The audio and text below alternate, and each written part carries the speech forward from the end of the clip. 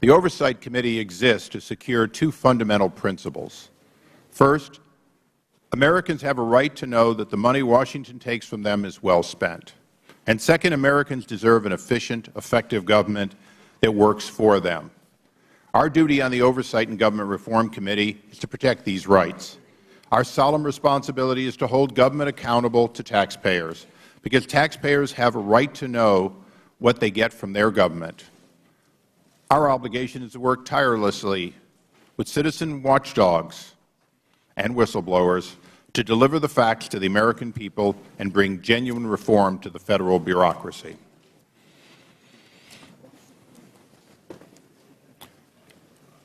On September 11, 2012, 4 Americans were murdered by terrorists. It was the 11th anniversary of the 9/11 terrorist attacks on New York and Washington.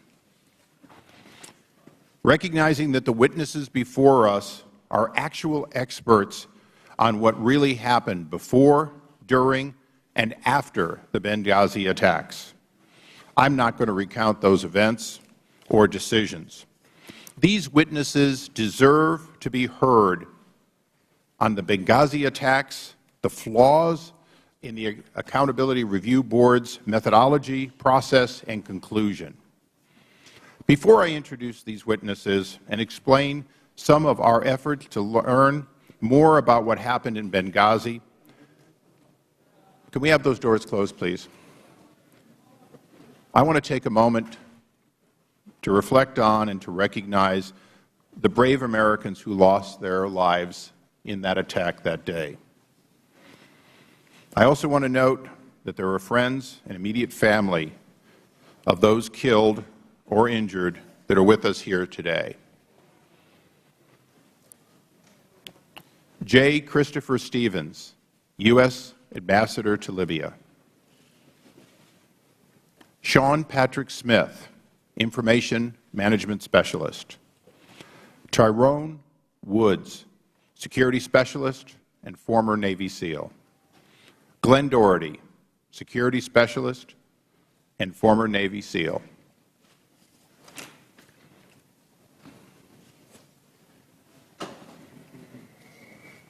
Our goal in this investigation is to get answers, because their families deserve answers. They were promised answers at the highest level when their bodies came home. The President was there, the Vice President was there, the Secretary of Defense was there, the Secretary of State was there. We want to make certain those promises are kept on behalf of those individuals. We also want to make certain that our government learns the proper lessons from this tragedy, so it never happens again, and so that the right people are held accountable. I want those watching this proceeding to know that we've made extensive efforts to engage the administration and to see and hear their facts. The administration, however, has not been cooperative, and unfortunately, our minority has mostly sat silent as we've made these requests. Some examples. On February 22nd, this committee wrote to Ambassador Pickering and Admiral Mullen, who, as required by law, were appointed by Secretary Clinton and co-chaired the Accountability Review Board investigation. We asked them to testify about their investigations and findings. They refused, and our minority said nothing. When we asked Ambassador Pickering and Admiral Mullen to speak with us and our committee informally, they again refused, and again there was silence by the minority. Okay. When 5 House committee chairmen wrote the White House and requested relevant documents about the Benghazi attacks, we were refused. The committee's minority did not join in a similar call for transparency, and I wish they had. On April 29th, this committee asked the State Department to make 9 current and former officials with relevant information available for this hearing or a separate transcribed interview. The State Department did not even respond, and to date, the minority has not made a similar request. Mr. Cummings, I would like nothing more than to have you work with me on this investigation. Because we've worked on other areas together, I still hold out hope that one day you will stand with me as this administration doesn't cooperate, when they ignore our inquiries. And when that day comes, together we will be far more effective. And now for our witnesses, or should I say our whistleblowers. Mr. Mark Thompson is the Acting Deputy Assistant Secretary in the State's Department of Bureau of Counterterrorism. Welcome. Mr. Gregory Hicks is a 22-year veteran Foreign Service officer and the former Deputy Chief of Mission for the U.S. Embassy in Libya. After Ambassador Stevens was murdered, Mr. Hicks became the Acting Chief of Mission, or as they say, the Chargé d'Affaires. He was, in fact, in Libya, its highest-ranking officer, if you will, America's representative in Libya. Mr. Eric Nordstrom is the former regional security officer in Libya, and perhaps the foremost and most knowledgeable person about security requests that were made and denied to the U.S. diplomatic mission in Libya and in Benghazi, ultimately in Benghazi. Mr. Cummings, we will have from time to time our disagreements, but I know that for all the members of this committee, we understand that these disagreements must be kept on this side of the dais. These brave witnesses deserve this committee's call to testify. These brave whistleblowers are, in fact, what makes this committee's work work. We are the committee that oversees and that led for new whistleblower protection signed by this President. The public has a right to hear their accounts, and we, more than any other committee in the Congress, must respect whistleblowers and work on a bipartisan basis always to protect them. With that, I recognize the ranking member for his opening statement. Mr. Chairman, I want to thank you for calling this hearing, and I want to be clear, and I've said it over and over again. There's no member of this Congress, be they Republican or Democrat, who fails to uphold the right of whistleblowers to come forward. And I think it's sad when that accusation is made against any member of this Congress. And so, to the hearing, I too, and all of our members, both Republicans and Democrats, were tremendously saddened by the deaths of J. Christopher Stevens, Sean Patrick Smith, Tyrone Woods, and Glenn Doherty. They were servants of the public. They, like our whistleblowers, were people who dedicated their lives to making a difference, and they saw the world as bigger than just them. They were the ones that were often unseen, unnoticed, unappreciated, and unapplauded. We've actually seen some of that with regard to public employees in this Congress. But yet and still, day after day, they went out there and they did their jobs. And on behalf of this Congress and a grateful nation, I say thank you. I am glad the whistleblowers are here. And I will do every single thing in my power to protect the whistleblowers. As a matter of fact, just on May 7, 2013, I sent a letter to John Kerry, and I said in that letter that despite the highly partisan nature of the committee's actions, it nevertheless remains very important, and this is a quote, to me personally, to make clear to all government agencies and employees who choose to come forward to Congress that their interests will be protected. For these reasons, I request that the Department remind its employees of their rights with respect to providing information to Congress, as well as their responsibilities not to retaliate against individuals who exercise those rights. The Department may already do this as a matter of course, in which case I ask that you provide an update on the status of those efforts. Whistleblowers are important. They are very important. One of the things that I've said in this meeting room over and over again is that we must be effective and efficient. And one of the major roles of this committee is to make sure that government works properly. And so, to all of our witnesses, thank you.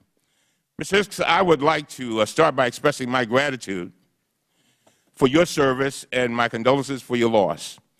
I can only imagine what you went through on the night of the attacks.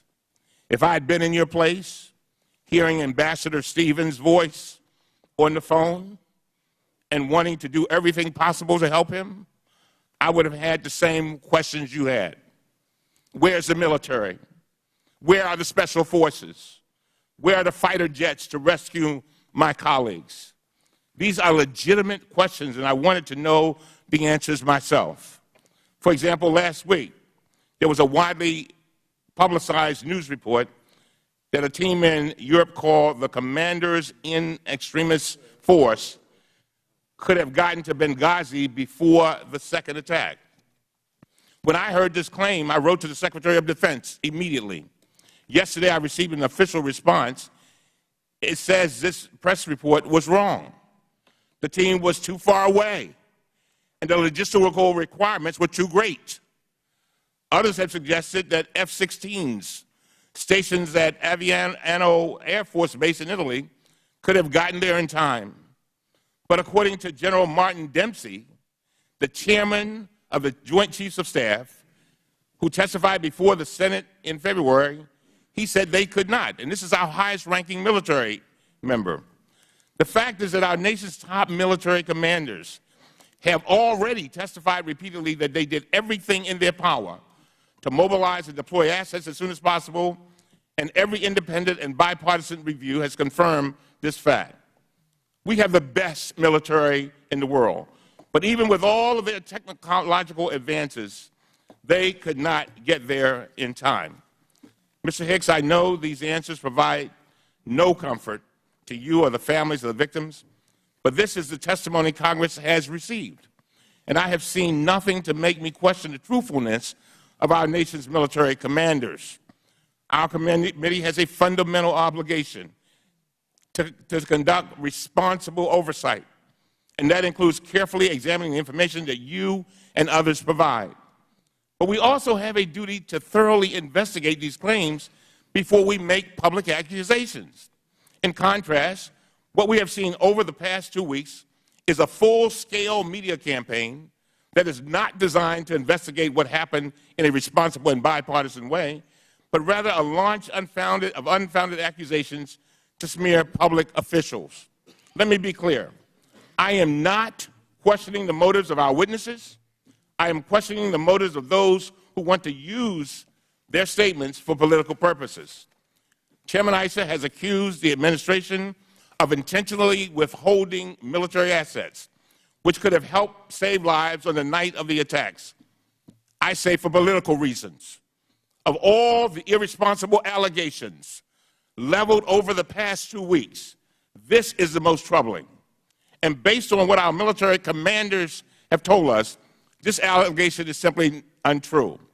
Chairman Issa suggested that 4 military personnel were told to stay in Tripoli rather than board a plane in Benghazi at 6 a.m. the morning after the attack, supposedly because of the administration's political desire not to have a presence in Benghazi. There's no evidence to support this. As Mr. Hicks told the committee, one plane had already left for Benghazi at 1:15 a.m. that night, and it included a 7-person security team with 2 military personnel.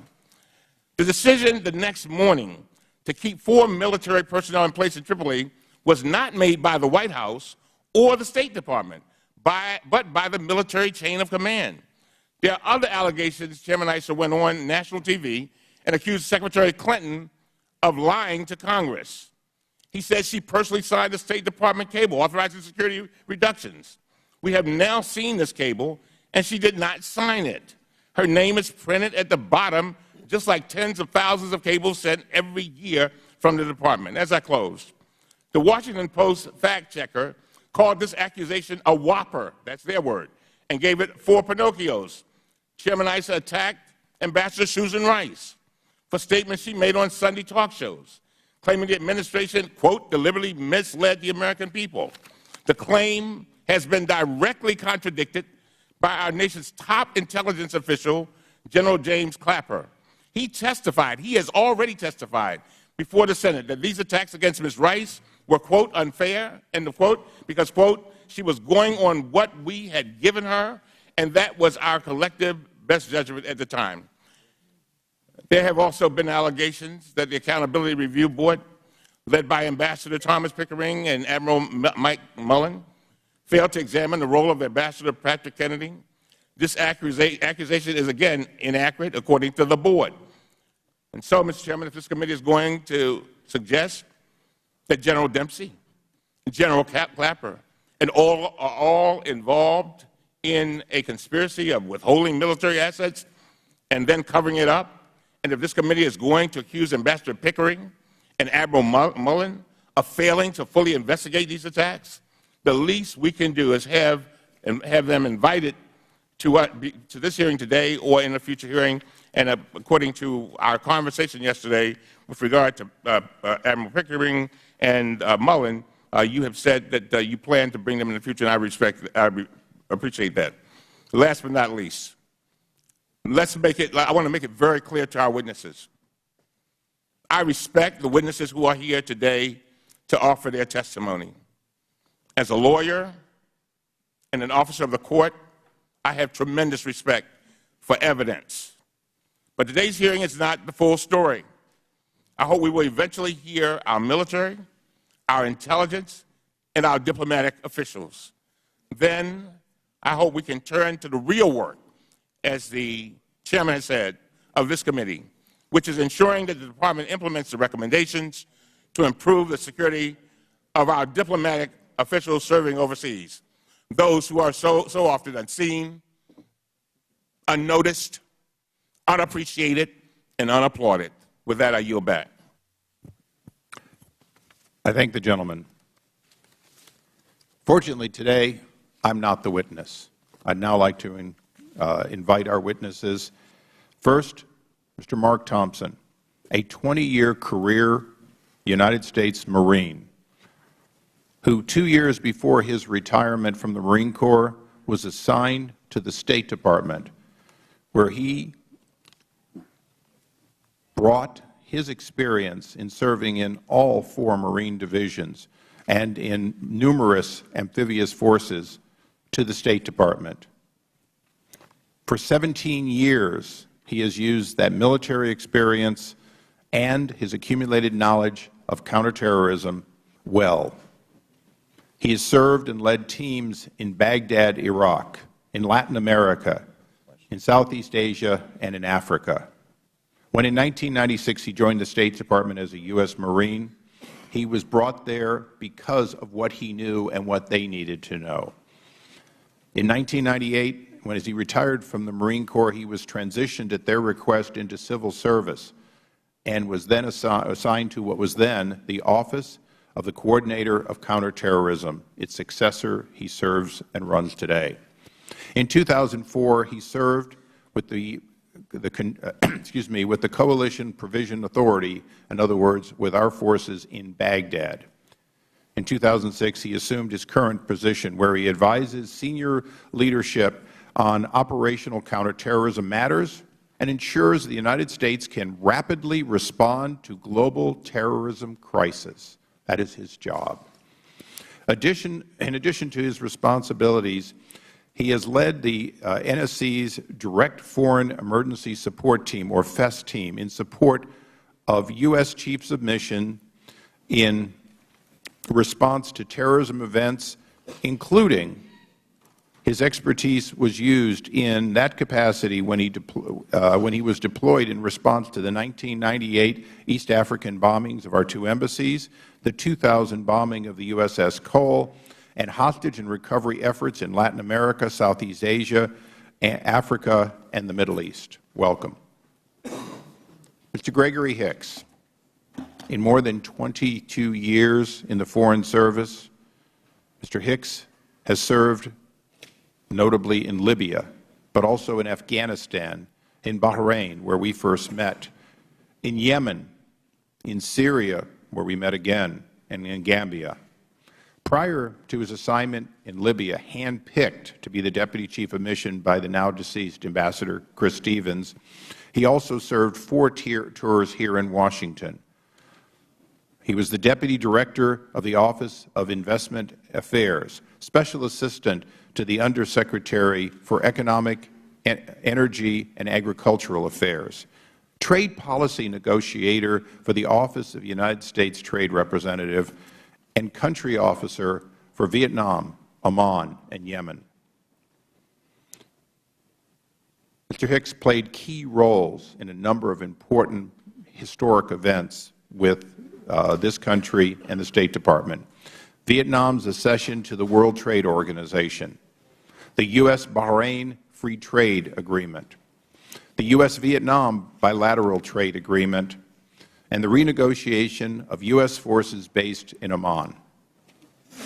Mr. Hicks is the recipient of 5 meritorious service increases, 3 individual superior honor awards, 3 individual meritorious honor awards, and numerous group awards for his service. Thank you. Mr. Nordstrom, in his 15 years at the State Department, he has served in Washington, D.C., in Honduras, in Ethiopia, in India, and most recently, he was the Regional Security Officer for the U.S. mission to Libya, based out of Tripoli.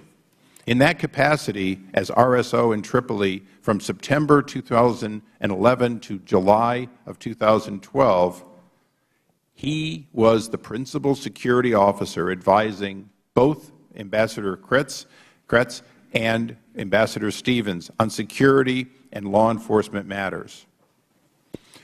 Prior to joining the Department of State, Mr. Nordstrom also served in Federal law enforcement at the Department of Treasury.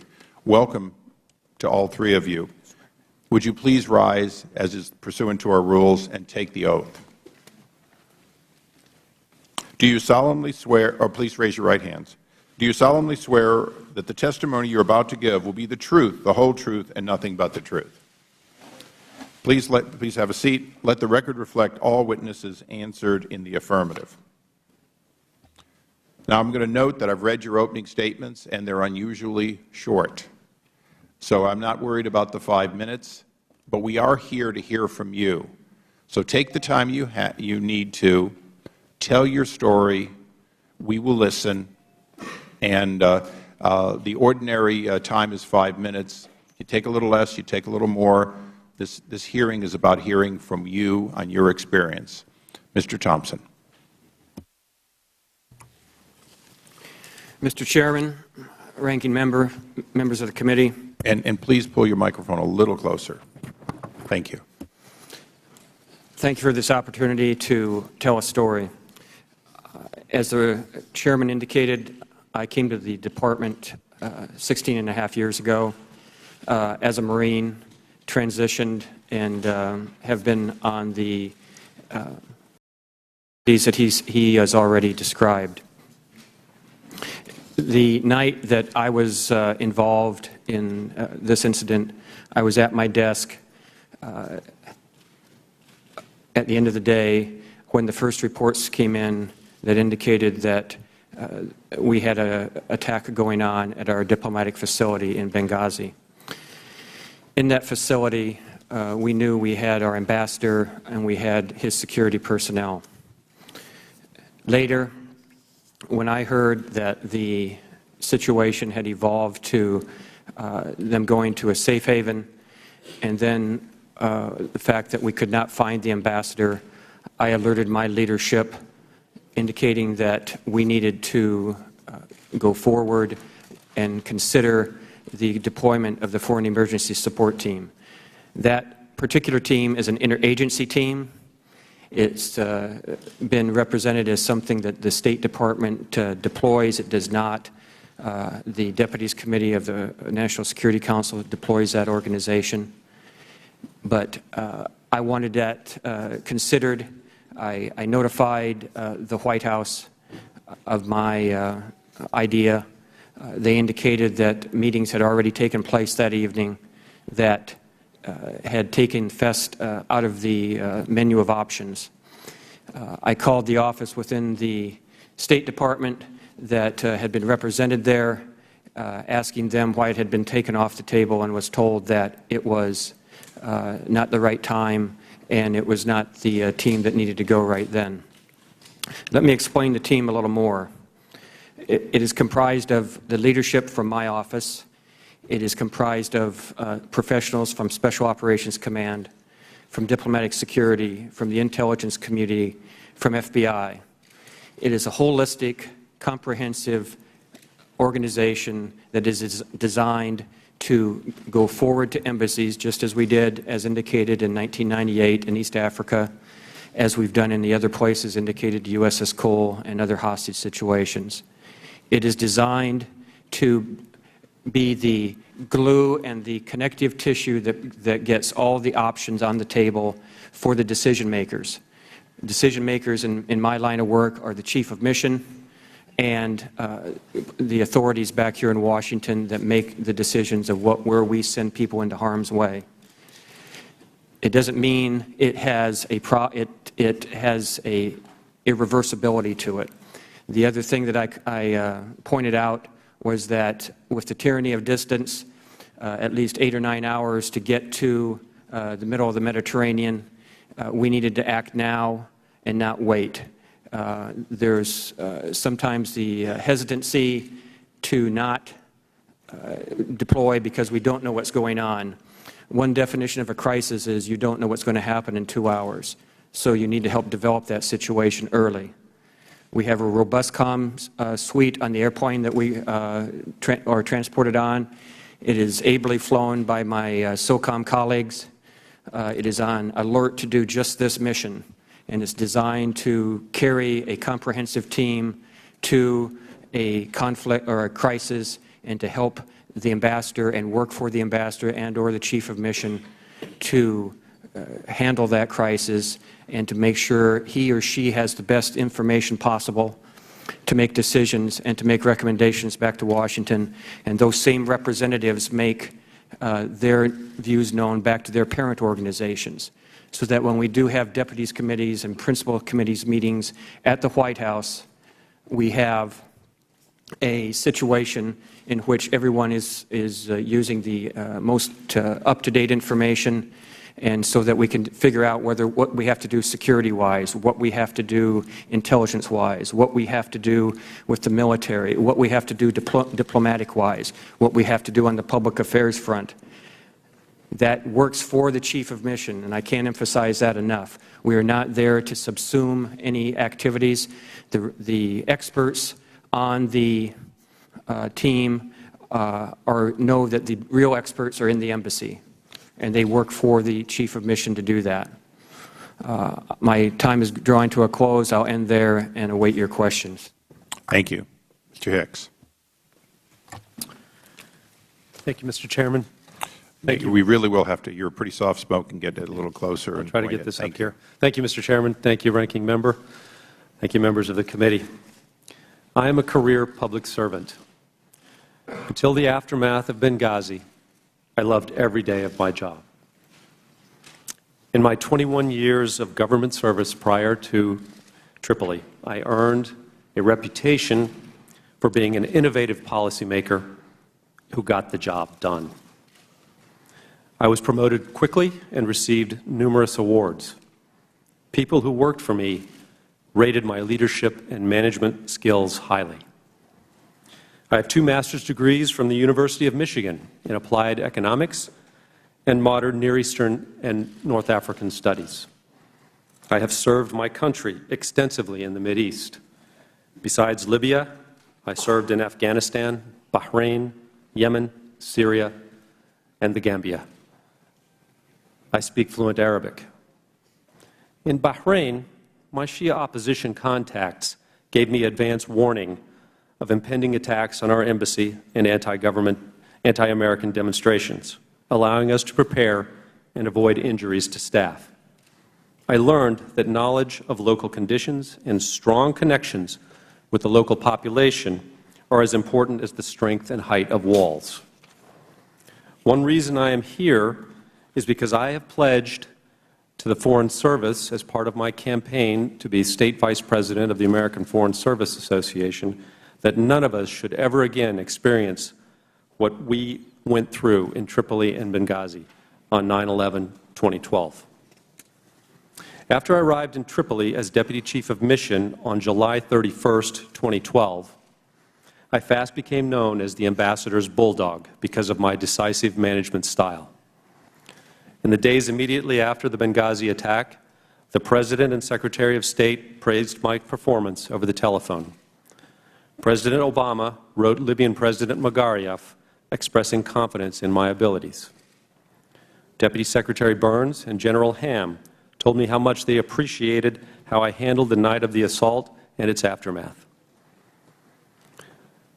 I received written notes of commendation from Undersecretary Wendy Sherman and from Executive Secretary Stephen Mull.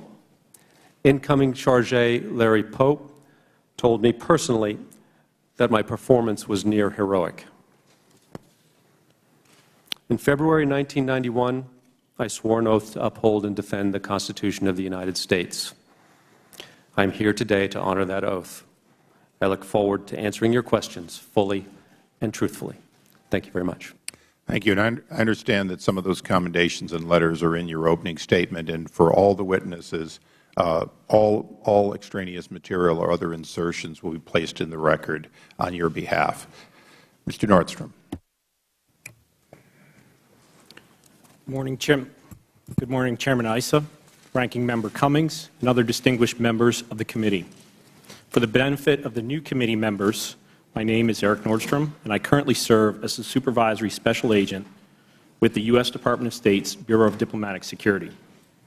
Since September 2012, I have been enrolled in long-term language training in preparation for my next assignment.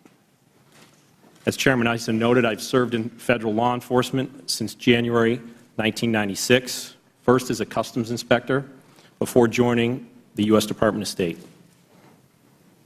I've served in domestic and overseas postings, including Washington, D.C., Honduras, Ethiopia, India, and most recently, the Regional Security Officer at the U.S. Embassy in Tripoli. All of those assignments have been assignments in which I've faced the threat of criminal or terrorist attacks.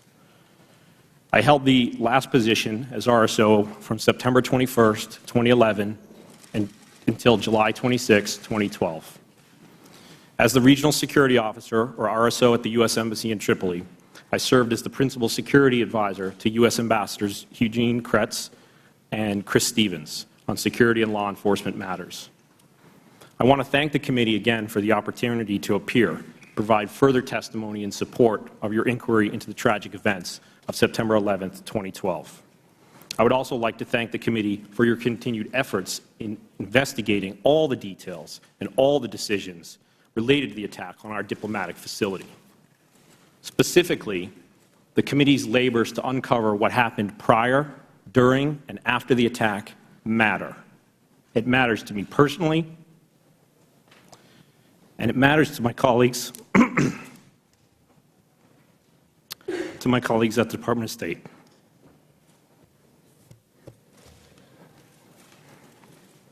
It matters to the American public for whom we serve.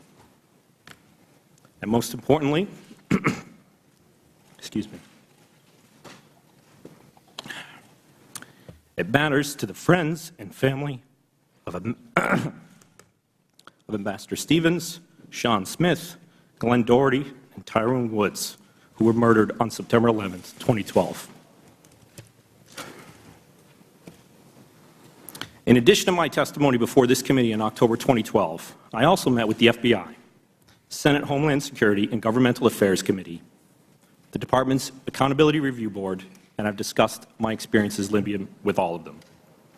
I'm proud of the work that our team accomplished in Libya under extraordinarily difficult circumstances. The protection of our nation's diplomats, our embassies and consulates, and the work produced there is deserving of the time that this committee, other congressional committees, and the Accountability Review Board, and no doubt future review efforts, will invest in making sure that we get this process right. Thank you, Mr. Chairman and members of the committee, for the opportunity to appear before you today. I stand ready to answer any questions that you might have. Thank you. I'll now recognize myself for a quick round of questioning. Mr. Thompson, Mr. Thompson, you went through a process of things that you observed and how you tried to activate your team. Did you do so because you had an initial view of whether this was a terrorist attack or something else? And please be brief. I want to use my time. Yes.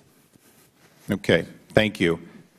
Mr. Hicks, as the principal officer and once the ambassador had been murdered, the highest-ranking officer on September 11th, from the moment that you unexpectedly became the chargé, America has heard many accounts of what happened. We've never heard accounts from a single person who was in Libya that night. You will be the first person who observed it. In your own words, take as much time as you want. Please take us through the day of September 11th, from whatever time you want to begin, through when you first heard from Ambassador Stevens, and through the hours and days immediately following that, if you would, so we could have an understanding for the first time from somebody who was there. Thank you, Mr. Chairman. As I remember September 11th, 2012, it was a routine day at our embassy. And until we saw the news about Cairo, and I remember sending a text message to Ambassador Stevens saying, "Chris, are you aware of what's going on in Cairo?" And he said, "No." So I told him that the embassy, in another text, that the embassy had been stormed and they were trying to tear down our flag. And he said, "Thanks very much." And then I went on with business.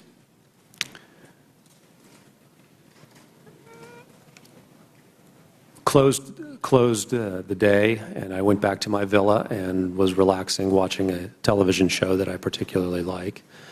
And at 9:45 p.m., and all times will be Libyan times, there's a 6-hour time difference, the RSO, John Martinek, ran into my villa yelling, "Greg, Greg, the consulate's under attack." And I stood up and reached for my phone because I had an inkling or thought that perhaps the ambassador had tried to call me to relay the same message. And I found 2 missed calls on the phone, one from the ambassador's phone, one from a phone number I didn't recognize. And I punched the phone number I didn't recognize, and I got the ambassador on the other end. And he said, "Greg, we're under attack." And I was walking out of the villa on my way to the Tactical Operations Center because I knew we would all have to gather there to mobilize or try to mobilize a response. And it was also a bad cell phone night in Tripoli. Connections were weak. And I said, "Okay," and the line cut. As I walked to the Tactical Operations Center, I tried to reach back on both of the numbers, the unknown number and the ambassador's personal number, and got no response. When I got to the Tactical Operations Center, I told people that the ambassador, that I had just talked to the ambassador and what he said. At the time, John Martinek was on the phone with Alec Henderson in Benghazi, the RSO there. And I asked one of our DS agents, what number did I reach Ambassador Stevens on? And he said, oh, that's Scott Wickland's telephone. Scott Wickland was Ambassador Stevens' agent in charge, his personal escort for that night, and was with him in the villa during the attack. So I asked, when John Martinek got off the telephone, I asked him what was going on, and he said that the consulate had been breached and there were at least 20 hostile individuals armed in the compound at the time. So I next called the annex chief to ask him if he was in touch with the Benghazi annex to activate our emergency response plan. Please explain the annex chief so that people that don't know as much would understand that. No, go ahead, please.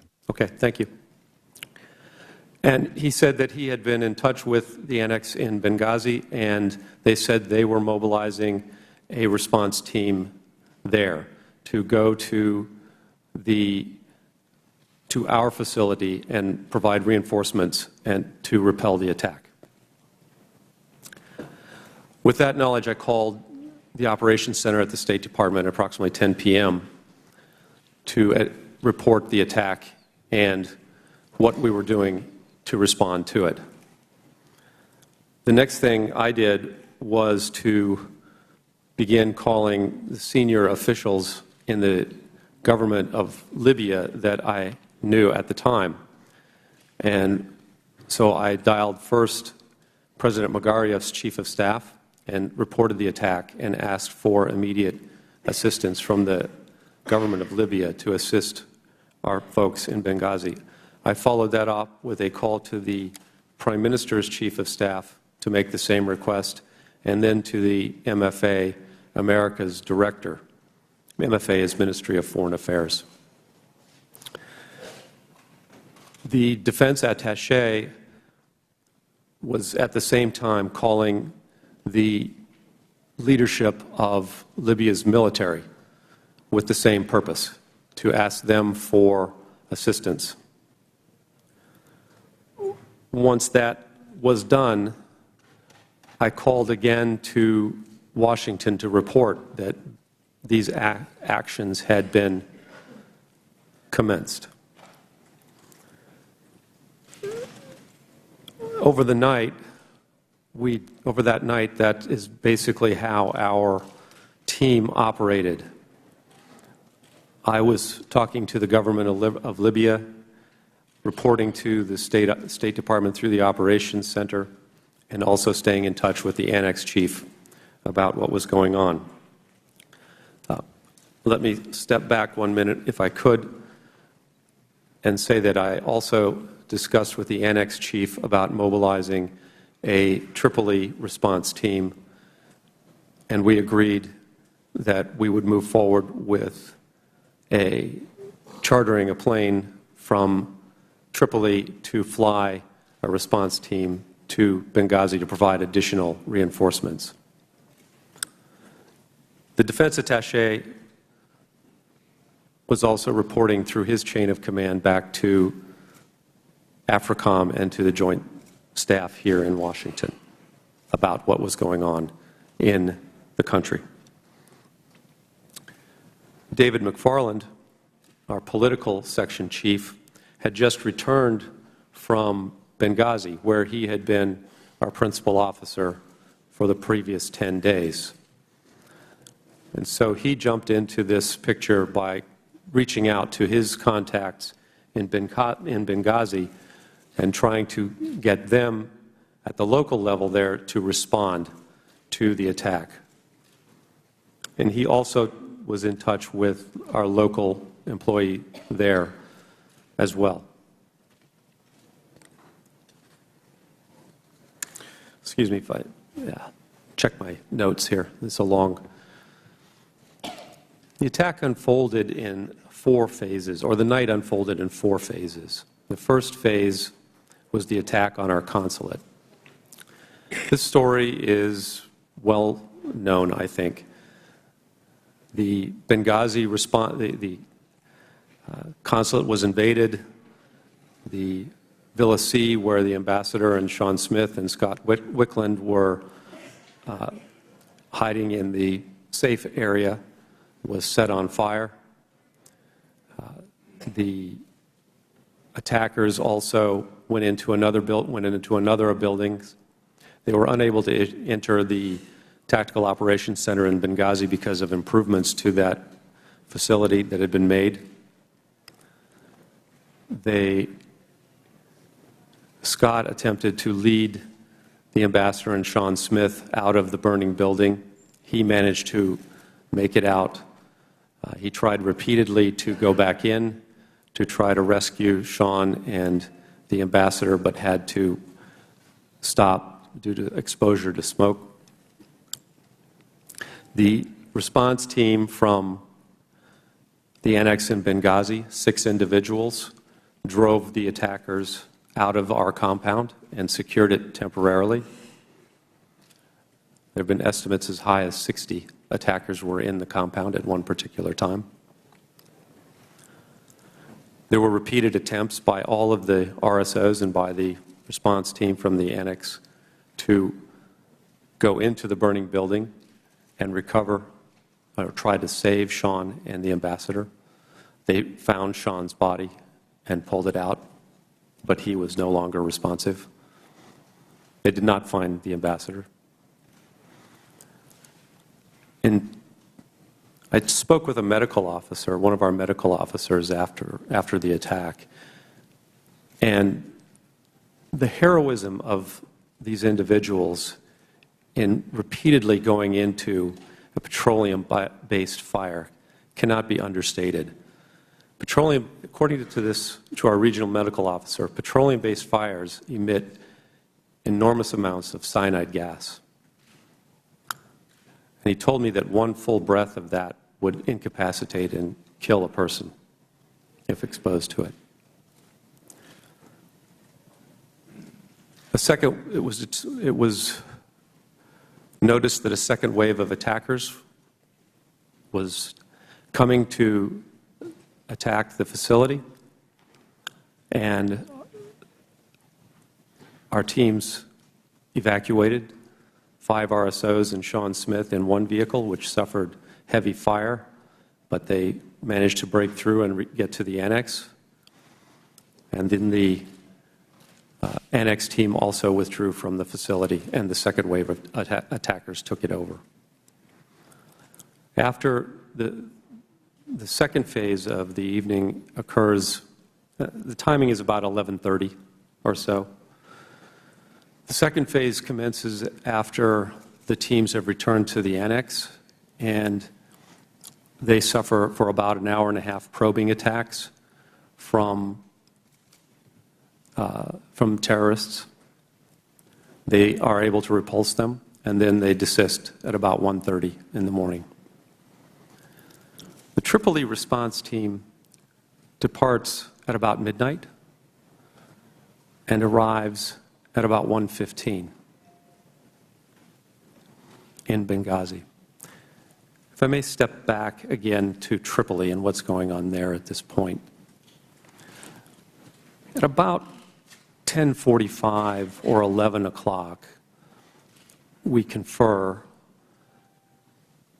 and I asked the defense attaché who'd been talking with AFRICOM and with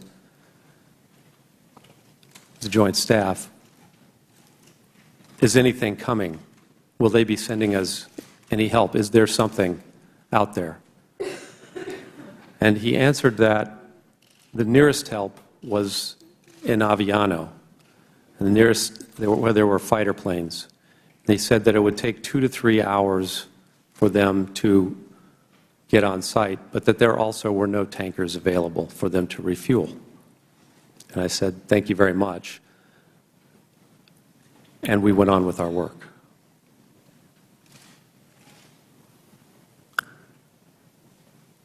Phase 3 begins with news that the ambassador ambassador's body has been recovered. And David McFarland, if I recall correctly, is the individual who began to receive that news from his contacts in Benghazi. And we began to hear also that the ambassador has been taken to a hospital. We don't know initially which hospital it is, but through David's reports, we learn that it is in a hospital which is controlled by Ansar al-Sharia, the group that Twitter feeds had identified as leading the attack on the consulate. We're getting this information as the Tripoli response team arrives in Benghazi at the airport. Both our annex chief and the annex chief in Benghazi and our defense attaché are on the phone during this period trying to get the Libyan government to send vehicles and military and/or security assets to the airport to assist our response team. At this point, this response team looks like it may be a hostage rescue team, that we are going to need to send them to try to save the ambassador, who is in a hospital that is, as far as we know, under enemy control. Our contacts with the government in Tripoli are telling us that the ambassador is in a safe place, but they imply that he is with us in the annex in Benghazi. And we keep telling them, no, he is not with us. We do not have him.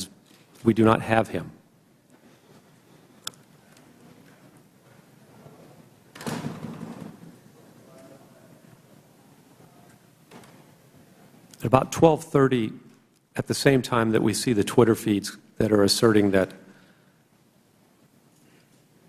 Ansar al-Sharia is responsible for the attack, we also see a call for an attack on the embassy in Tripoli. And so we begin to, we had always thought that we were under threat, but we now have to take care of ourselves. And we begin planning to evacuate our facility. When I say our facility, I mean the State Department residential compound in Tripoli, and to consolidate all of our personnel at the annex in Tripoli. We have about 55 diplomatic personnel in the two annexes. On that night, if I may go back, I would just like to point out that with Ambassador Stevens and Sean Smith in Benghazi, there are 5 diplomatic security agents, assistant regional security officers. With us at our residential compound in Tripoli, we have the RSO John Martinek, 3 assistant regional security officers protecting 28 diplomatic personnel. In addition, we also have 4 Special Forces personnel who are part of the training mission.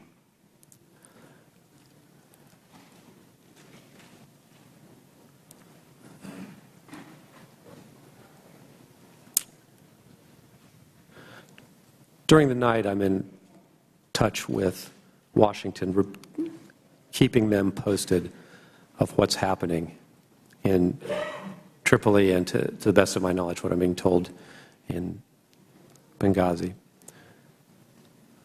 I think at about 2 p.m., 2 a.m., sorry, the Secretary of State Clinton called me, along with her senior staff. We're all on the phone. And she asked me what was going on, and I briefed her on the developments. Most of the conversation was about the search for Ambassador Stevens. It was also about what we were going to do with our personnel in Benghazi. and I told her that we would need to evacuate. And that was she said that was the right thing to do.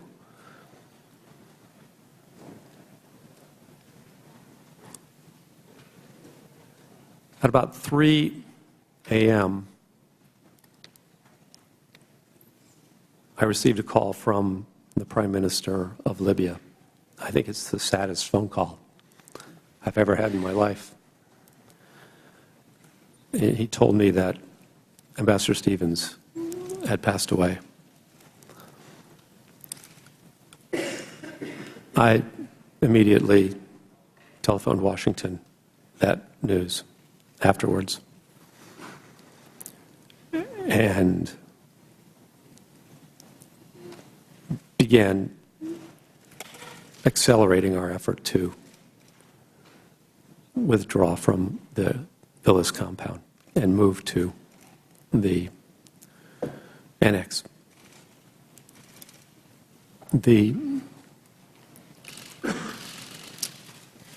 Excuse me, I'll take a glass of water.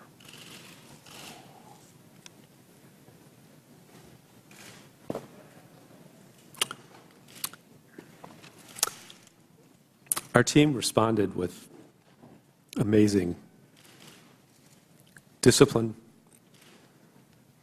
and courage in Tripoli and organizing our withdrawal. I have vivid memories of that. I think the most telling, though, was of our communications staff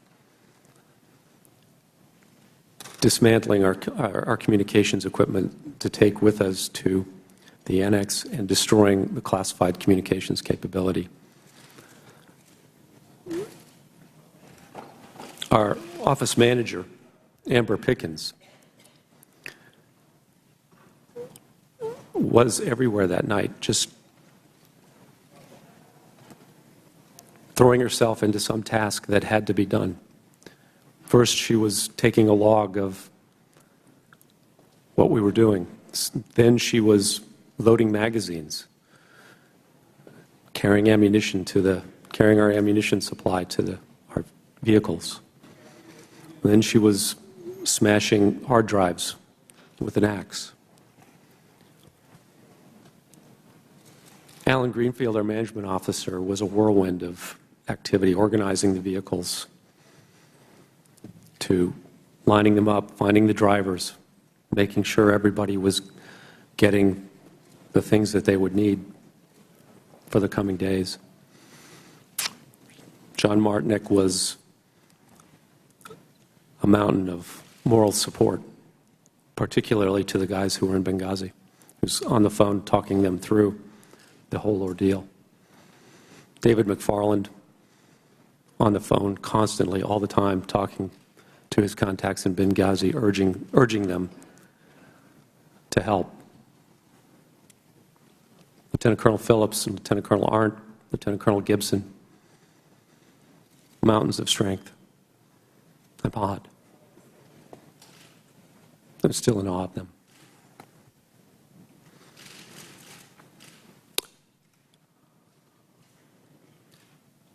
They asked me in one of the phone calls, when were you going to move to the annex? And I said, we'll move at dawn. Because none of our people had great experience driving the armored Suburbans that we were going to have to use. Our local staff drove for us as part of our security procedures. They, of course, were not there that night. And we would have to go through checkpoints, militia checkpoints, on the way to the annex to get there.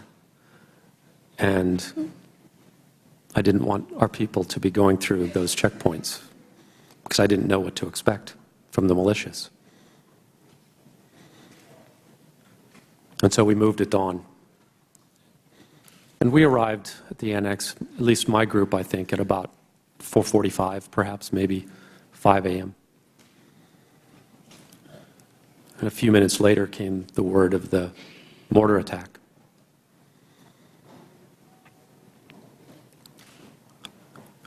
If I could return to Benghazi a little bit, talk through Tripoli. I'm sorry if I bounce back and forth, but the Tripoli team was basically had to stay at the Benghazi airport because they had no transport and no escort from the Libyans. After the announcement of Chris's passing, military escort and vehicles arrived at the airport.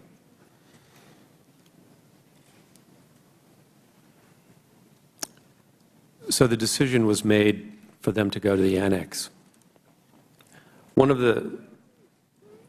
Before I got the call from the Prime Minister, we had received several phone calls on the phone that had been with the ambassador, saying that we know where the ambassador is, please, you can come get him. And our local staff engaged on those phone calls admirably, asking very, very good, outstanding, even open-ended questions about where was he, trying to discern whether he was alive, whether they even had the ambassador, whether that person was with the ambassador. Send a picture. Could we talk to the ambassador? Because we knew separately from David that the ambassador was in a hospital that we believed was under Ansar Sharia's call, we suspected that we were being baited into a trap. And so we did not want to go send our people into an ambush.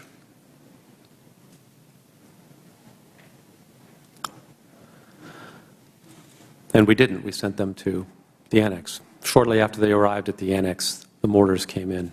First mortar round was long. It landed actually among the Libyans who escorted our people. They took casualties for us that night. Then the next was short. The next three landed on the roof, killing Glenn and Tyrone, severely wounding David.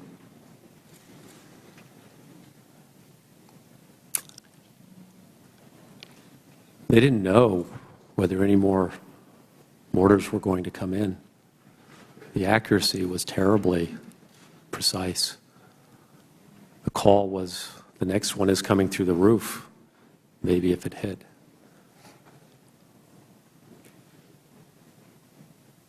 Two of the guys from Team Tripoli, they climbed up on the roof.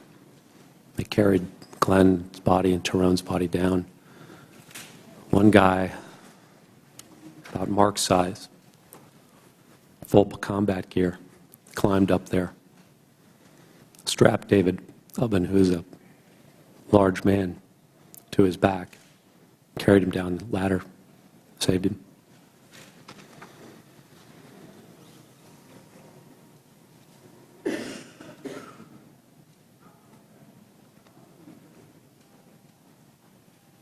In Tripoli,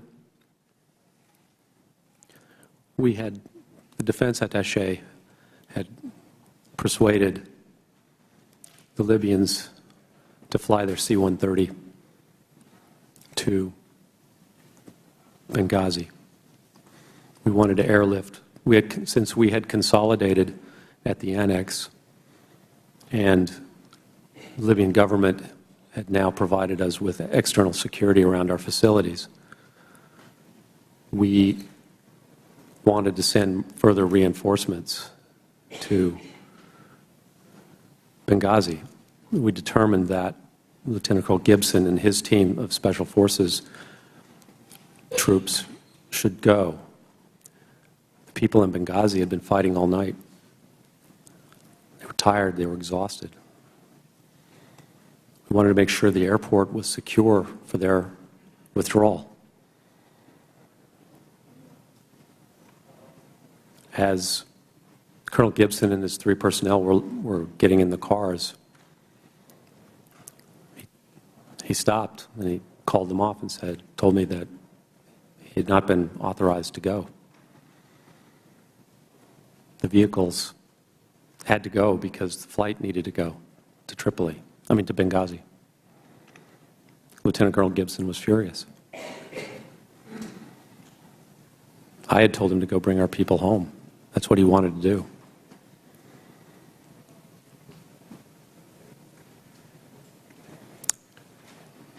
Paid me a very nice compliment. I won't repeat it here.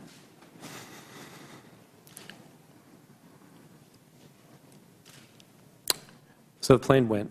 I think it landed in Benghazi around 7:30.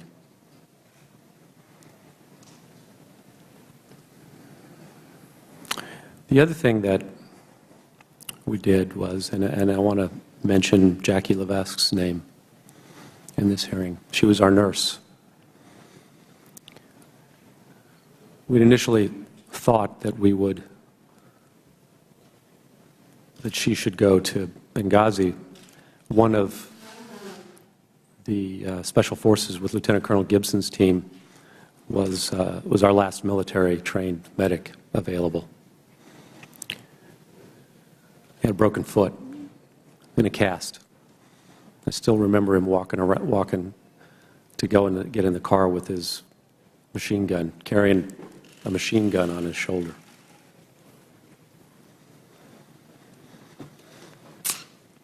But Jackie, I refused to allow her to go to Benghazi because I knew we had wounded coming back. I knew David was severely wounded, and I knew others were wounded as well. And Jackie had just made terrific contacts with a hospital in town. And so I sent her to that hospital to start mobilizing their ER teams and their doctors to receive our wounded. So that when the charter flight arrived in Tripoli, we had ambulances at the airport waiting. Their doctors were ready and waiting for our wounded to come in, to be brought in to the operating room. And they certainly saved David Ubben's leg, and they may have very well have saved his life. And they treated our other wounded as well, as if they were their own. Mr. Hicks, I know you have the days that followed, but I think we all need to digest a little of what you just told us. So if we could pause there, and Mr. Cummings is recognized. Thank you very much. Again, to all of you, we appreciate your being here. To you, Mr. Hicks, as you described what happened that night, it just reminded me of the high cost that is paid by so many of our folk in the diplomatic corps. It also reminded me of their bravery and the fact that you all go around the world in foreign places trying to make a difference. And as I listened to your testimony, I could not help but think about something that I said very recently, well, 2 years ago now, in a eulogy for a relative. I said that death is a part of life, but so often we have to find a way to make life a part of death. And I guess the reason why I'm saying that, I want to go back to something Mr. Nordstrom said when he said that he wanted to make sure that, and all of you have said it pretty much, he wanted to make sure we learn from this so that your comrades and our 4 members of the diplomatic corps who sadly passed away, so that this never happens again. And I appreciate it. I know this is difficult. I know it is. We all feel your pain. And so I just want to, going back to what Mr. Nordstrom said, trying to make sure we have a complete picture. Because there's another piece to this, too, and that is that we have some balancing here today to do today. We have to listen to you all, and this is really, really difficult because we've got some statements that have been made, not necessarily by you, but interpreted. While we have to protect you, we also have to protect your fellow employees. In other words, protect is maybe not the right word, but make sure that they're treated fairly. So you understand what I'm saying? The balance. And I'm just trying to make sure I get, in your words, Mr. Nordstrom, a complete picture, that's all. Mr. Hicks, in the interview with the committee staff, you stated, and I quote, "In my personal opinion, a fast mover flying over Benghazi at some point, as soon as possible, might very well have prevented some of the bad things that happened that night." Is that right? Did you say that? Yes, sir, I did. And you further stated, and I quote, "I believe if we had been able to scramble a fighter or aircraft to over Benghazi as quickly as possible after the attack commenced, I believe there would not have been a mortar attack on the annex in the morning because I believe the Libyans would have split." Is that right? Yes, sir. At a hearing in February before the Senate Armed Services Committee, General Dempsey, Chairman of the Joint Chiefs of Staff, was asked whether we could have deployed F-16s from Aviano Air Base in Italy, and he explained why we could not. And these are his words, and we're just trying to make sure we get the complete picture here. For a couple of reasons, and I quote, this is a quote, "For a couple of reasons. One is that in order to deploy them, it requires this is the middle of the night now. These are not aircraft on strip alert. They're there as a part of our commitment to NATO and Europe. And so as we looked at the timeline, it was pretty clear that it would take up to 20 hours or so to get them there." Mr. Hicks, I understand that you wanted planes to get to Benghazi faster. If I were in your shoes, I would have wanted them to get there yesterday. And that is completely understandable, but the Chairman of the Joint Chiefs of Staff said they simply could not get there quickly. Mr. Hicks, do you have any reason to question General Dempsey's testimony before the Senate? Again, I was speaking from my perspective. I understand. On the ground in Tripoli, based on what the defense attaché told me. And he said 2 to 3 hours. Mm-hmm. Okay. But there were no tankers. All right. And I also was speaking with reference to conversations I had had with veteran Libyan revolutionaries and other personnel who had experienced the Libyan revolution and who had told me that the Libyan people were very well aware of, that American and NATO air power had been decisive in their victory. And I was also speaking to their view, again, that Libyans would not stand if they were aware that American aircraft were in the vicinity. I understand. So former Secretary of Defense Leon Panetta also testified in February, and he said this, and I quote, he said, "Soon after the initial reports about the attack, the President ordered all available DoD assets to respond to the attack in Libya and to protect U.S. personnel and interests in the region. Some have asked why other types of armed aircraft were not dispatched to Benghazi.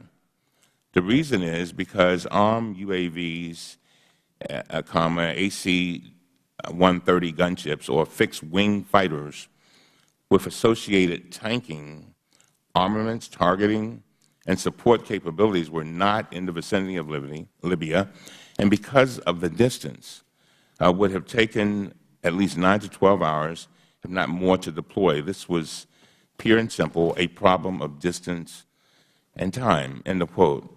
Do you question his testimony? Sir, again, the defense attaché said to me that fighter aircraft in Aviano would not be able to be over Benghazi for 2 to 3 hours. Mr. Cummings, what I'm going on, what the defense attaché told me.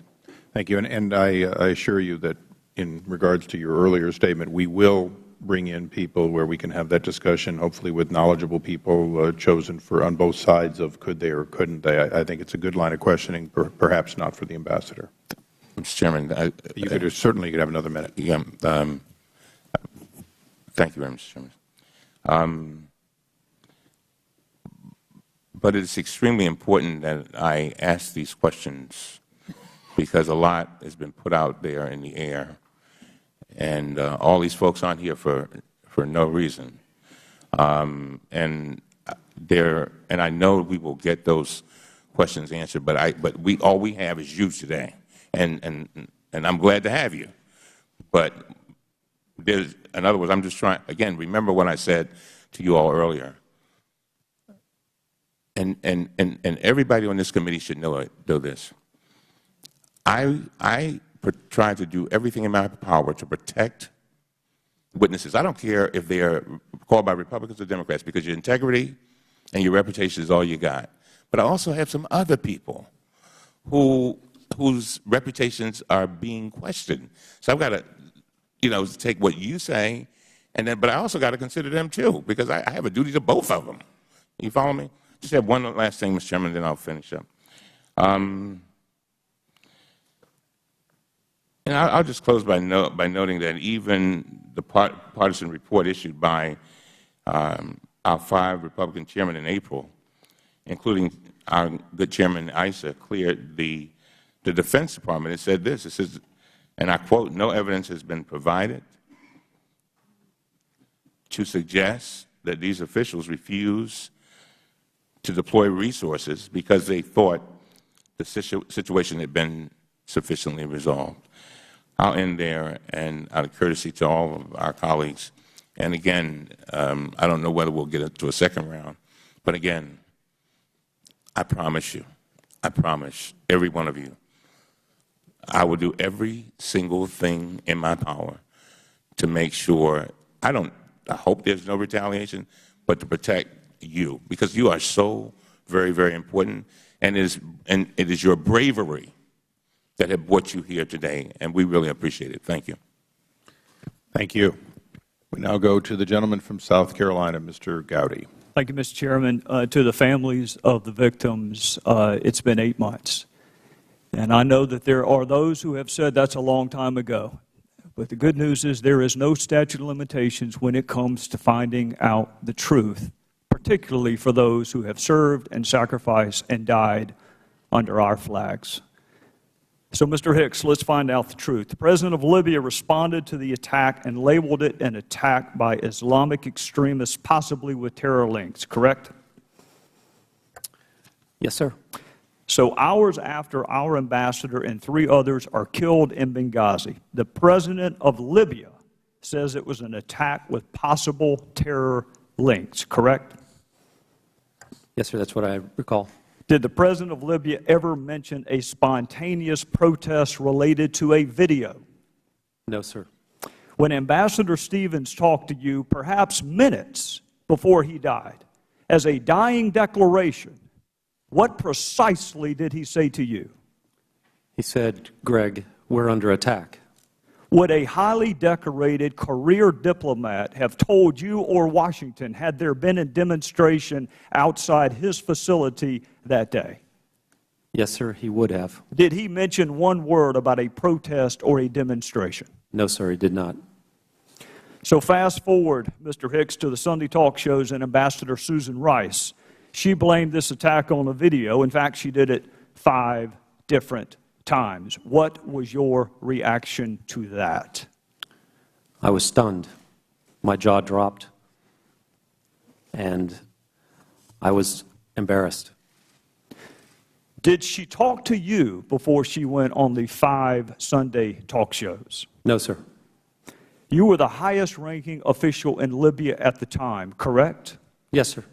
And she did not bother to have a conversation with you before she went on national television? No, sir. So Ambassador Rice directly contradicts the evidence on the ground in Libya. She directly contradicts the president of Libya. She directly contradicts the last statement uttered by Ambassador Stevens. Mr. Hicks, who is Beth Jones?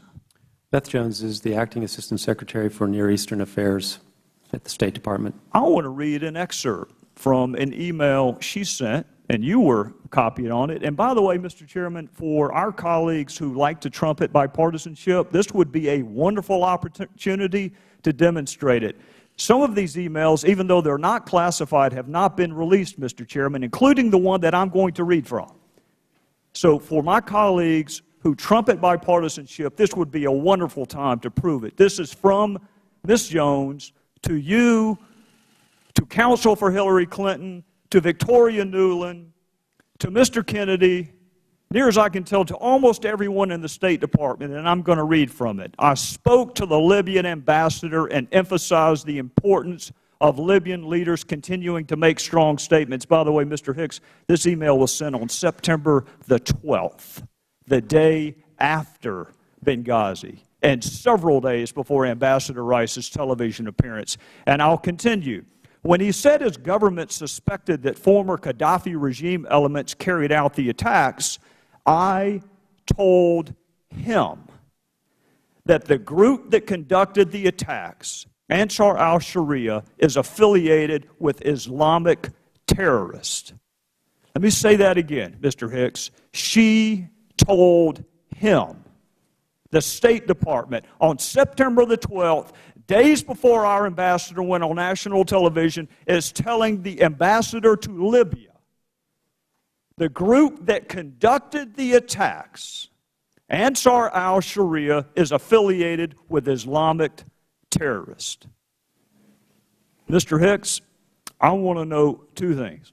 Number one, why in the world would Susan Rice go on 5 Sunday talk shows and perpetuate a demonstrably false narrative? And secondarily, what impact did it have on the ground in Benghazi, the fact that she contradicted the president of Libya? As to the first question, I cannot provide an answer, but perhaps you should ask Ambassador Rice. I would love the opportunity to do just that. As to the second question,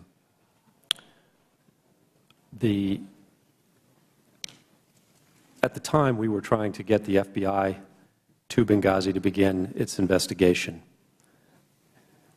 And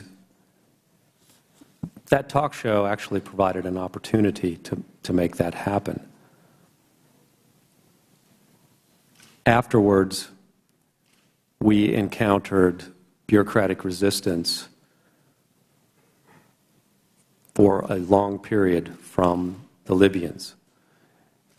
The Libyan government at this time is not very deep. President, Prime Minister, Deputy Prime Ministers, ministers, all capable people. Ministers as well. And it took us an additional 2, see, my math's not very fast these days, maybe 18 days to get the FBI team to Benghazi. So the crime scene was unsecured for 18 days. Yes, sir. Witnesses were not interviewed. If the gentleman would please finish up, we're going to try and move along. Yes, I will move on. We will finish this if there is a second round. Thank you, Mr. Hicks. Thank you. For all individuals, to the extent that our witnesses can stay on, we will try to have a second round, but The ranking member and I both realize that we're a little behind schedule, and I take blame for it, but we're going to try and move within 5 minutes of questioning whenever possible. The gentlelady from New York, Ms. Maloney. Thank you, Mr. Chairman. Thank you, Mr. Chairman. Is this on? I want to thank all the witnesses and thank you for your public service, and my condolences to the families for your great loss. And I want to thank the American military. My father served in World War II, my brother in Vietnam, my husband in the Navy, and I can say after close observation, there is no place or no time that the American military wouldn't be there to protect American lives if they possibly could get there. And I find it truly disturbing and very unfortunate that when Americans come under attack, the first thing some did in this country was attack Americans, attack the military, attack the president, attack the State Department, attack the former senator from the great state of New York, former Secretary of State Hillary Clinton.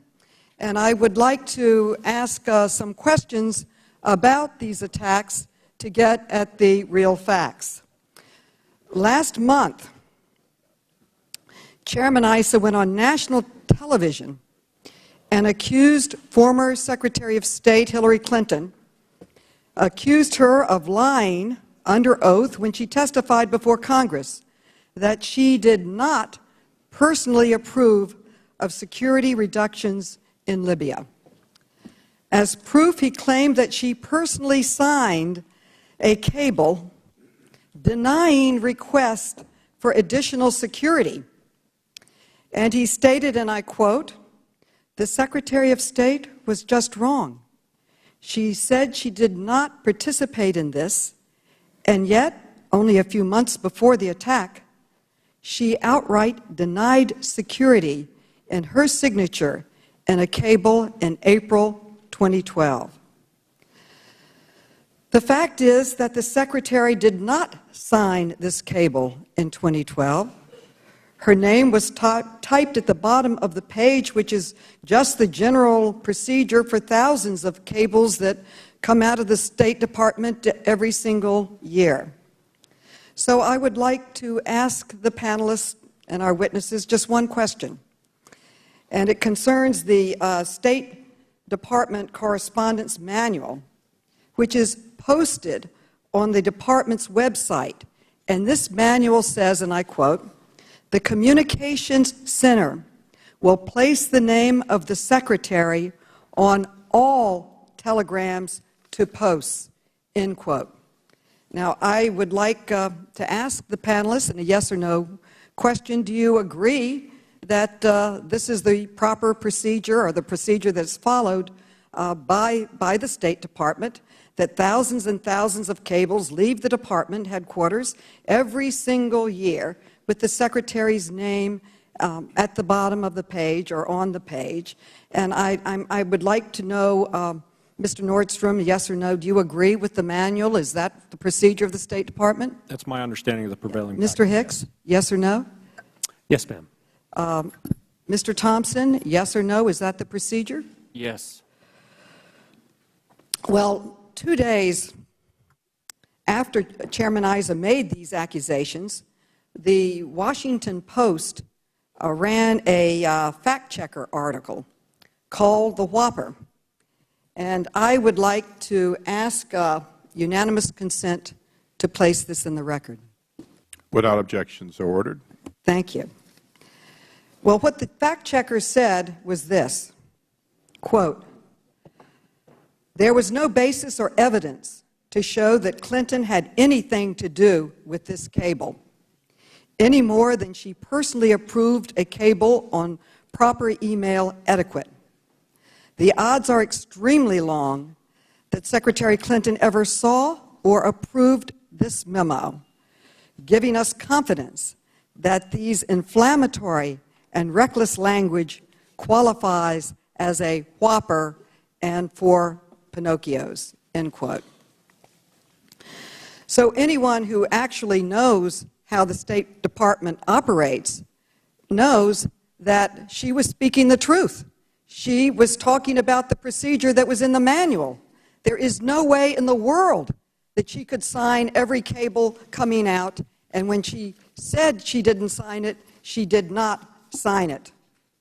So The gentlelady's time has expired, but if anyone wants to respond, they may. Hearing none, we'll go to the gentleman from Utah, Mr. Chaffetz. Thank you, Chairman, and thank you all three for you being here, and thank you for the families, loved ones who passed away. Mr. Hicks, I want to go back to that first plane from Tripoli. It went from Tripoli, as noted in the ARB report, included 7 rescue team members, including 2 U.S. military personnel. That plane then returns to Tripoli, and the first rescue team that is there is now really engaged in the attack. You have no idea, as my understanding, as to when the attack is going to end. So the second rescue team is preparing to go. And I want you mentioned it in your opening statement, but if you could please go back to what the second team, now the second team included 4 U.S. military. These are highly trained Special Forces personnel, one of which is a medic. And yet these military personnel do not operate under your authority, and your permission is not enough for them to go. Explain to me again exactly what happened. Again, we determined that we needed to send a second team from Tripoli to secure the airport for the withdrawal of our personnel from Benghazi after the mortar attack. But were any of these U.S. military personnel not permitted to travel on a rescue mission or relief mission to Benghazi? They were not authorized to travel. What happened with those personnel? They remained in Tripoli with us. The medic went with the nurse to the hospital to lend his skills to the treatment of and care of our wounded. How did the personnel react to being told to stand down? They were furious. I can only say, well, I will quote Lieutenant Colonel Gibson. He said, "This is the first time in my career that a diplomat has more balls than somebody in the military." So the military is told to stand down, not engage in the fight. These are the kind of people willing to engage. Where'd that message come down? Where'd the stand down order come from? I believe it came from either AFRICOM or SOC Africa. And my understanding is that General Ham was actually not in Stuttgart, where AFRICOM's headquartered, but he was in Washington, D.C. Is that correct? I don't know the whereabouts of General Ham on that night. Mr. Chairman, this is something that we're going to have to continue to explore. I need to move quickly now to Mr. Thompson, if I could. You were the leader there at what's called the FEST within the State Department. According to the State Department website, the FEST is the Foreign Emergency Support Team, in the U.S. government's only interagency on-call short-notice team poised to respond to terrorist attacks worldwide. I want to read to you an excerpt of an email sent by you to Kathleen Austin Ferguson on Tuesday, September 11, 2012 at 9:58 p.m. Could you help me understand who is Kathleen Austin Ferguson? She's Undersecretary Kennedy's deputy. You wrote, quote, "I am told that Pat Kennedy participated in a very senior conference call with the White House and discouraged a FEST option.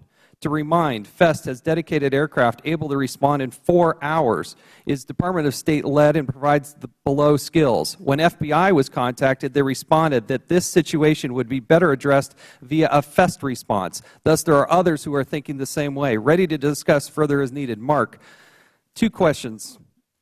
Can the gentleman suspend for a moment? Earlier, there was one document that had not been placed in the record because it hadn't been provided through official channels, and I'd ask that we get that. I think it came from Mr. Gowdy. And then, Mr. Chaffetz, if you could make your document available so we could make copies.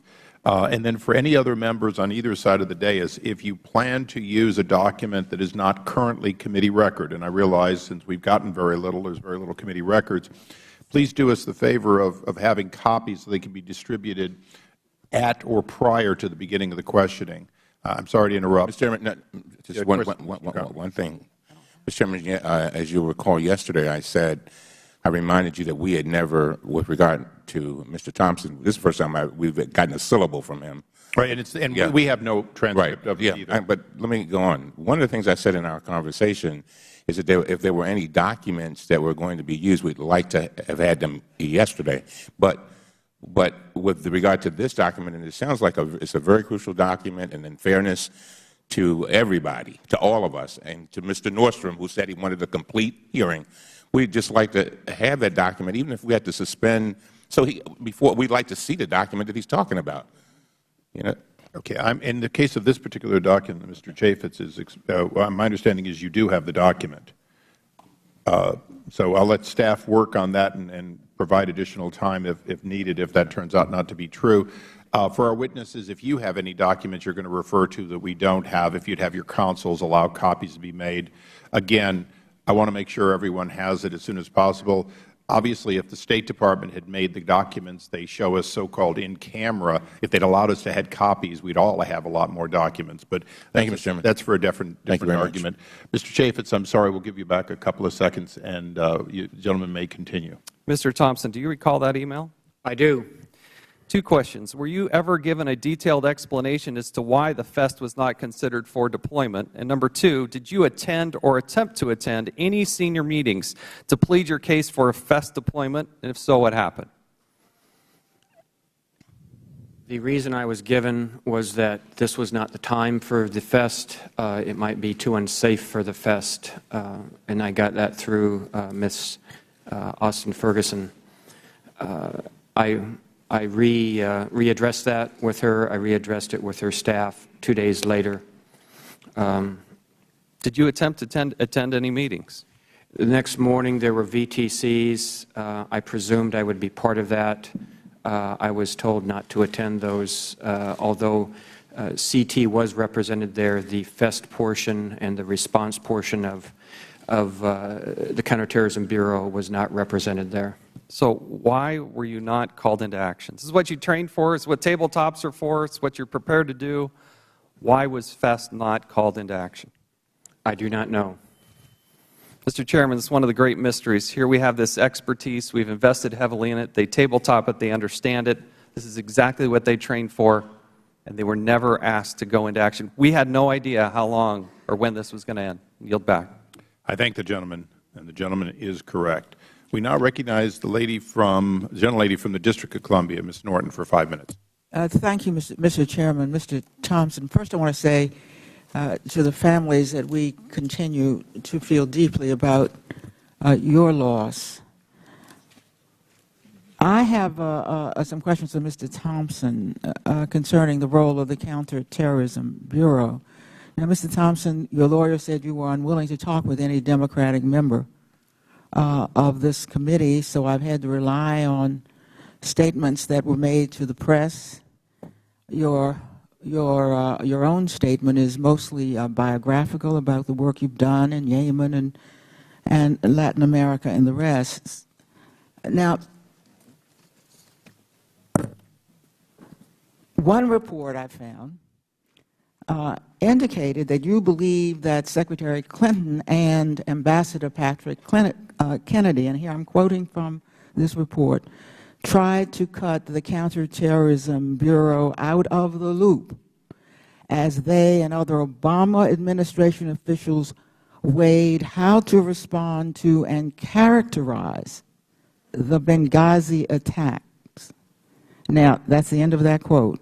Mr. Thompson, I'm asking you, is that quote accurate, that you believe that the Counterterrorism Bureau was intentionally kept out of the loop for political reasons?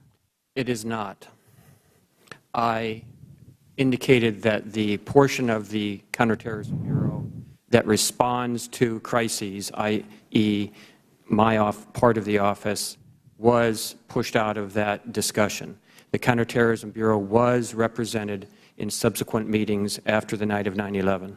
So, do you believe you were kept out for political reasons? This quote makes it. I do not politicize my job, Madam. I have served under 3 presidents, starting with President Clinton up to the present.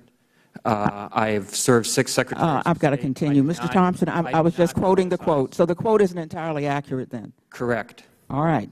That's very important for the record, that Mr. Thompson is not saying that they were kept out of the loop for political reasons. This week, this quote apparently caused your former boss in the Counterterrorism Bureau at the State Department, I'm speaking now of Ambassador Daniel Benjamin, to issue a public statement disagreeing with this allegation in particular, which was in quotes. And he said, and I am now quoting him, "It has been alleged that the State Department's Counterterrorism Bureau was cut out of the discussion and decision-making in the aftermath of the Benghazi attacks. I ran the Bureau then, and I can say with certainty that as the former coordinator for counterterrorism, that this charge is simply untrue." Do you agree with Ambassador Benjamin? I agree that the Counterterrorism Bureau was included, but there's a distinction with a difference with respect to the portion of the Counterterrorism Bureau that would be most effective in the aftermath of an attack. Now, all of this was under Ambassador compound. Benjamin. He didn't say one portion or the other. You are yourself saying, although the Bureau was represented, somehow some portions of the Bureau were not represented. And how is that? That's what happened, ma'am. It says the Bureau, he says going on, was a central participant in the interagency discussion about the longer-term response to Benghazi. At no time was the Bureau sidelined or otherwise kept from carrying out its tasks. This seems to me to directly contradict your testimony here today. He says, I respectfully disagree. we were all in. You say, well, yeah, you were in, but somehow the other, some part of it was not in. No other part of the Counterterrorism Bureau is responsible for responding to a crisis. This was a crisis. My office was not involved in those subsequent meetings. Other members of the office were very professional people, and I'm sure they did their best at those meetings. Well, we certainly don't want to get involved in who down the chain of line gets consulted. But the ambassador says after the attack, the first question to arise that involved the Counterterrorism Bureau was whether or not the Foreign Emergency Support Team should be deployed. The question of deployment was posed early, and the Department decided against such a deployment. In my view, it was appropriate to pose the question, and the decision was a correct one. Now, were you aware that your superiors were consulted about the decision not to employ the Foreign Emergency Support Team? You can go ahead and answer that, although the gentlelady's time has expired. As earlier indicated, ma'am, I was told that by the Undersecretary of Management's office. The normal process for deploying the team is that at the Assistant Secretary level, at a counterterrorism security group at the White House, those options are discussed. At that convening of that CSG, that decision is recommended or not recommended to the Deputies Committee. It is not solely a State Department function or authority to launch the Foreign Emergency Support Team, even though we are one part of it. I thank the gentleman. We now go to the gentleman from Oklahoma, Mr. Lankford. Thank you, Mr. Chairman. Mr. Hicks, when you arrived in July, did the facilities in Benghazi meet the minimum OSPB security standards set by the State Department?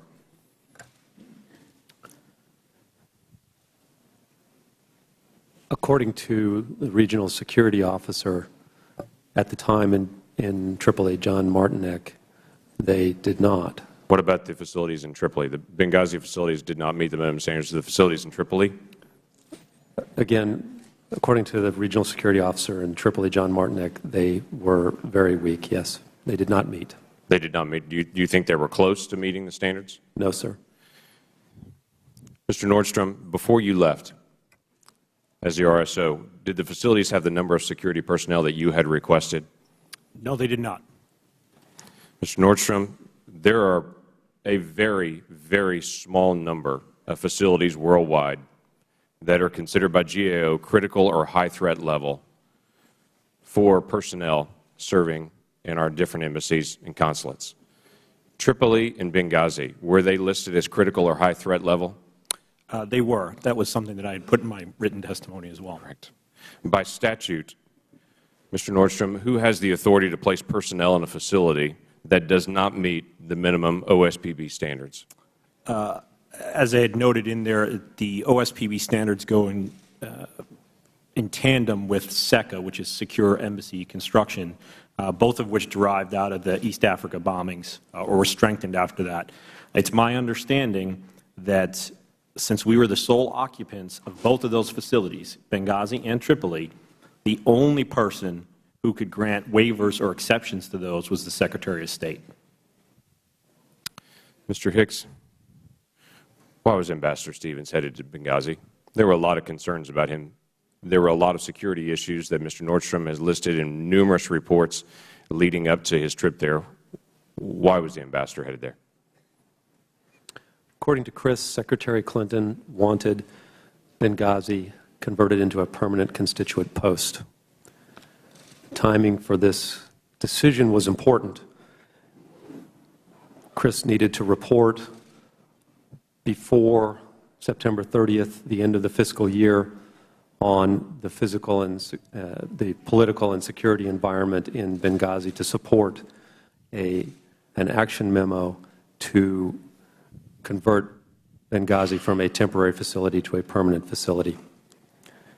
In addition, Chris wanted to make a symbolic gesture to the people of Benghazi that the United States stood behind their dream of establishing a new democracy. Why was this timing important? Was it significant that he went right now? Was there some hesitation about him going at that moment for that length of time? Could he have waited a couple more months to be able to go? He had originally planned to go to Benghazi in October, but we had a 2-week gap in the principal officer position. Eric Gaudiosi was departed on August 31st, and his replacement was not due in the country until September 15th. We covered the initial 10-day period with David McFarland, and then the ambassador chose to go. And again, he chose to go for those reasons. What was the timeline on trying to make this a permanent facility, or was there anything pending that had to be accomplished by a certain deadline? We had funds available that could be transferred from an account set aside for Iraq and could be dedicated to this purpose. They had to be obligated by September 30th. Okay. And where did those instructions come from? This came from the Executive Office of the Bureau of Near Eastern Affairs. So they were told to go ahead and check everything out, get the process going in Benghazi because we had to do it, and we had to do it right now. He planned to go in October, but said we've got to get there earlier and get this started in. Plus, there was an opening as well of the principal officer. That's right. Mr. Nordstrom, on March the 28th, there is a cable that you sent to Washington requesting to keep the diplomatic security that you already had on the ground, that level of security, and not have that level of security decreased. Did you draft that cable? I did. Who was the intended recipient of that cable? Generally, those types of requests would go to our diplomatic security personnel, certainly DAS Charlene Lamb, who was with me before in October, testified, and certainly to Undersecretary of Management and Near Eastern Affairs would typically be the distribution for that. Okay. Thank you. My time is expired. I thank the gentleman from Massachusetts. Mr. Tierney, you're recognized. Thank you, Mr. Chairman. Mr. Hicks, let me start by acknowledging how riveting your testimony was of the events of that day and evening, and thanking you for your service and your activity, for sharing with us all the brave acts that occurred that night. I don't think we've heard enough of that. And I think it's important for the American people to know how many individuals, both in Tripoli and in Libya, responded so very well and bravely on that. So thank you for sharing that and for your service as well. We have an important responsibility here, and that is to ensure that whatever happened that night and whatever we learned from what could have been done better actually gets fixed. And I think that's a legitimate process for this committee to do. I hope we move on that basis. I know that we had an accountability review board set up immediately in the wake of all of this. and they were rather harsh in their determination on that. And in fact, they made some 29 different recommendations on that, and we should be finding out whether or not the Secretary of State and the Department are implementing those recommendations and how expeditiously. And I hope that at some point we can get to that, which I think would be the appropriate role for the government. And I know that two of the three witnesses here this morning actually spoke with the Accountability Review Board, and the third certainly knew of his right to speak and chose not to contact them for whatever reason on that. But earlier this week, I think disturbingly, the chairman went on to national television and actually accused the administration of deliberately misleading the American people about the attacks in Benghazi. For somebody that's earned the term of being a whopper, or making a statement of a whopper and 4 Pinocchios, it's a little bit shocking to think that that kind of a statement would be made without any apparent backup. The basis for the extreme charge were apparently statements made by Ambassador Rice on news shows the Sunday after the attacks. And the comments were allegedly that talking points were provided by the intelligence community were supposedly manipulated for political purposes. What was quoted by the chairman at that TV show is, "Clearly the American public was deliberately misled," said the whopper, "and it was a political decision," close quote. Mr. Hicks, you told our investigators that you weren't involved with the drafting of those talking points. Is that right? Yes, sir. Okay. And Mr. Nordstrom, you weren't involved either. Is that correct? No, I was not. And Mr. Thompson, you also were not involved. Is that right? Yes, Congressman, but however, I offered my services to the ARB, and I did not try to keep myself out of that process, just for the record. Good. Thank you. And we know that there were conflicting reports about what happened, including a statement by a Libyan official that there had been a demonstration and some eyewitness accounts of that protest. But, Mr. Hicks, we know that you didn't believe that there was a protest. You believed that it was otherwise. And we know that the President of Libya also contradicted with that statement on that. But the intelligence community insisted it received initial reporting suggesting there was a demonstration. We know that the reporting was wrong. Now we know that. But the mention of a demonstration was put into talking points by the Intelligence Committee, not the White House or the State Department. So I want to play a little video here, if we can, of General Clapper, where he specifically addresses the attacks on Ambassador Rice. If we have that queued up. And when she was highly criticized for following them, what was your feeling inside? Your own personal belief. Did you think it was fair that she be criticized? Well, I thought it was unfair because the hits she took, I didn't think that was appropriate, and she was going on what we had given her, and that was our collective best judgment at the time as to what should have been said. Thank you. So General Clapper says that he thinks the attacks on Ambassador Rice were unfair. She was using exactly what the intelligence community gave her. Mr. Hicks, do you have an argument with his veracity when he made those statements?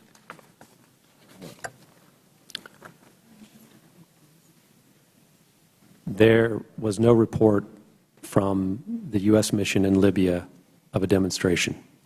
But the difficult question I have for you, because you're good enough to come forward, is do you contest the General Clapper's veracity? Is he lying, or is he telling the truth of what information he gave Ambassador Rice?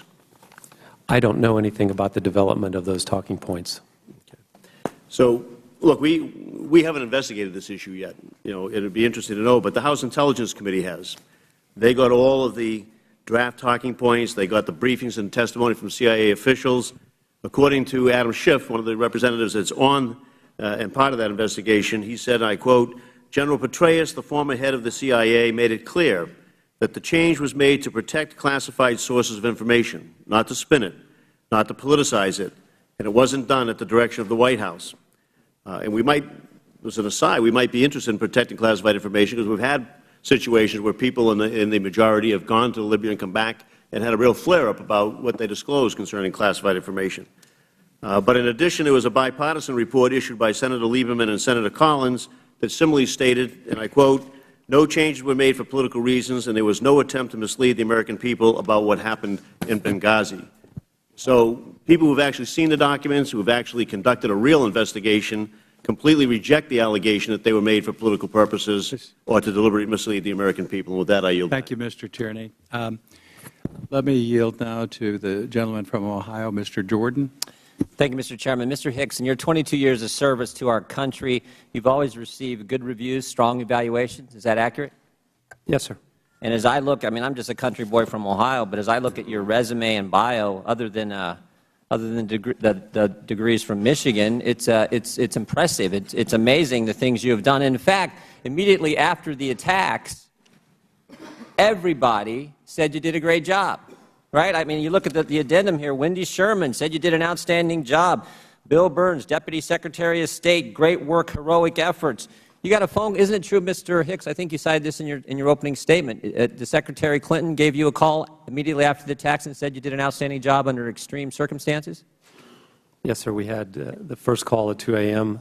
and then again a video conference with our staff. And isn't it also true the President of the United States called you up and said, you know what, Mr. Hicks, you did an outstanding job again under severe circumstances? He did call me, sir.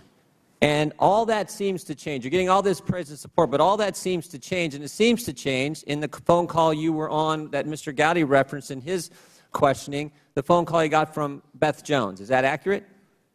Yes. At a phone call after the interview, I asked.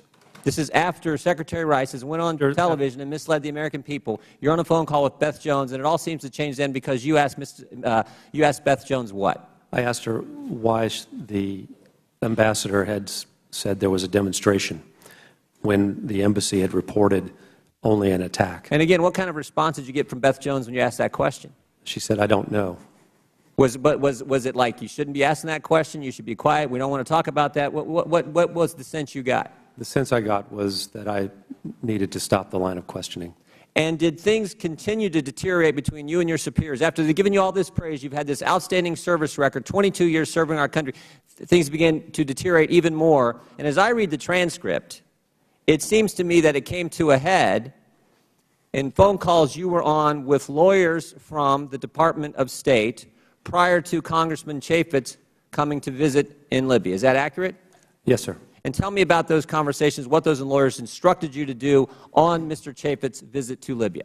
I was instructed not to allow the RSO, the acting deputy chief of mission, and myself to be personally interviewed by Congressman Chaffetz. So the people at State told you don't talk to the guy who's coming to investigate?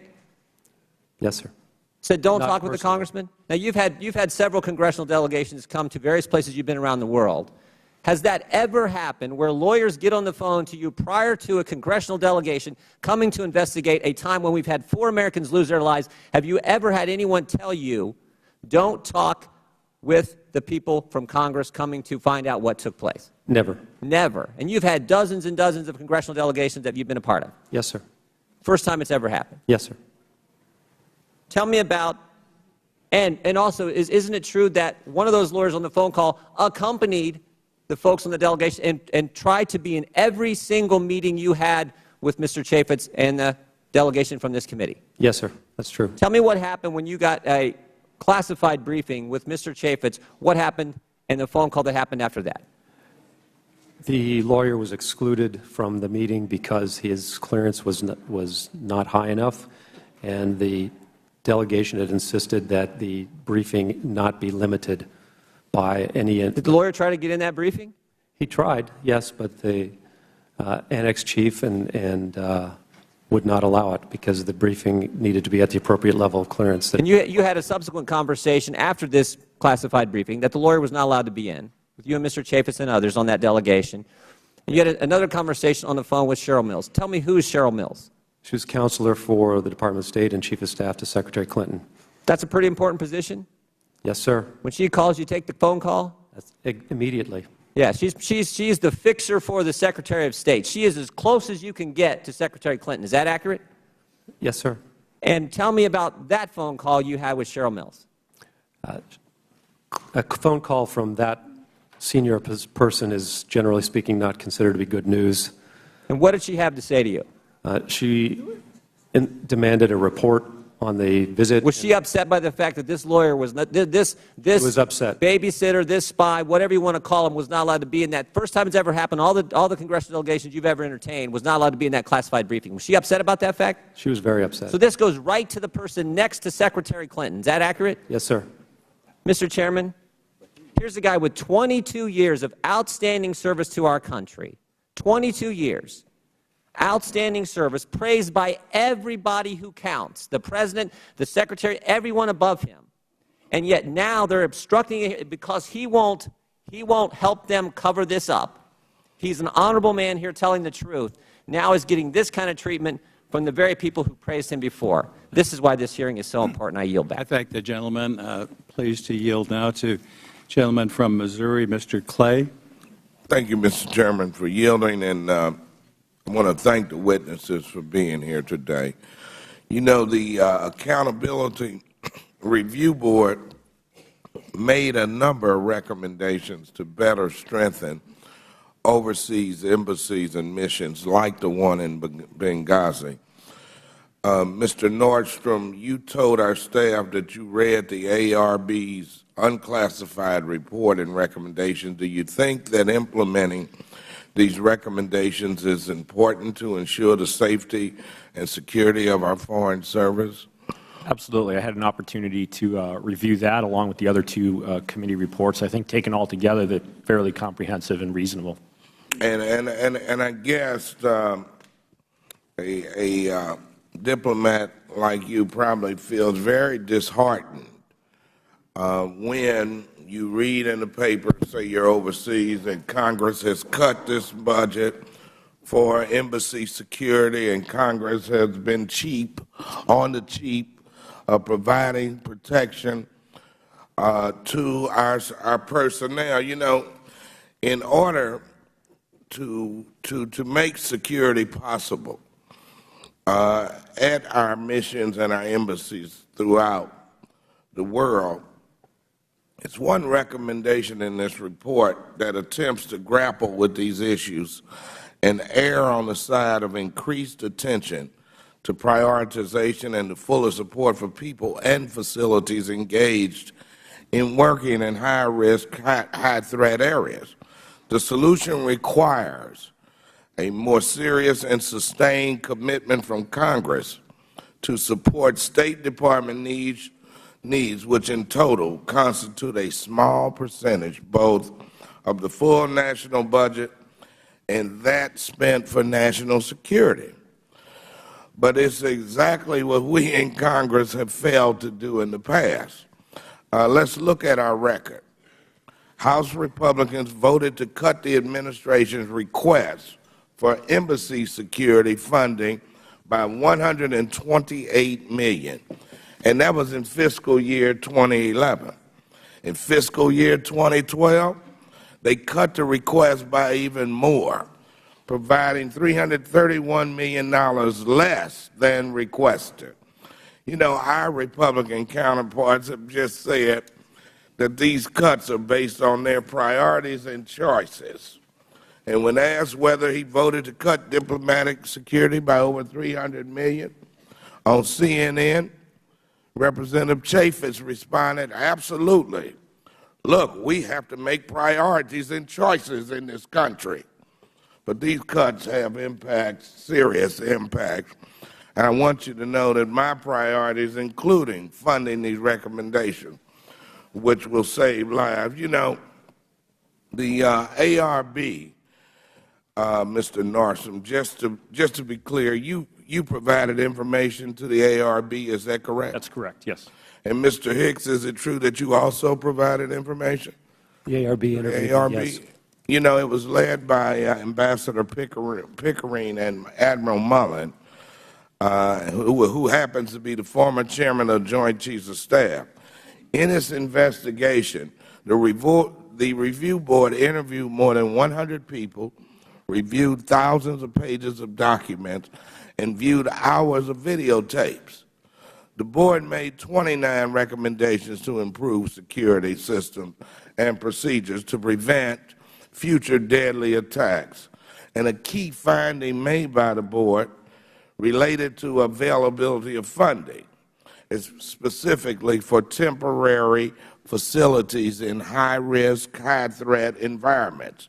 And the board stated, the Department should develop minimum security standards for occupancy of temporary facilities in high-risk, high-threat environments and seek greater flexibility for the use a Bureau of Overseas Buildings Operations sources of funding so that they can be rapidly made available for security upgrades at such facilities.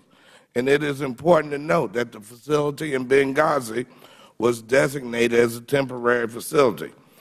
Mr. Nordstrom, do you agree with the Board's review? That was actually one of the specific things that I talked with the Board. My concern is there is no such thing when you look at the FAM or the OSPB standards for a temporary facility. And so by its very nature, it's a... So they developed the recommendation. After the fact. How about you, Mr. Hicks? Do you agree with the recommendation?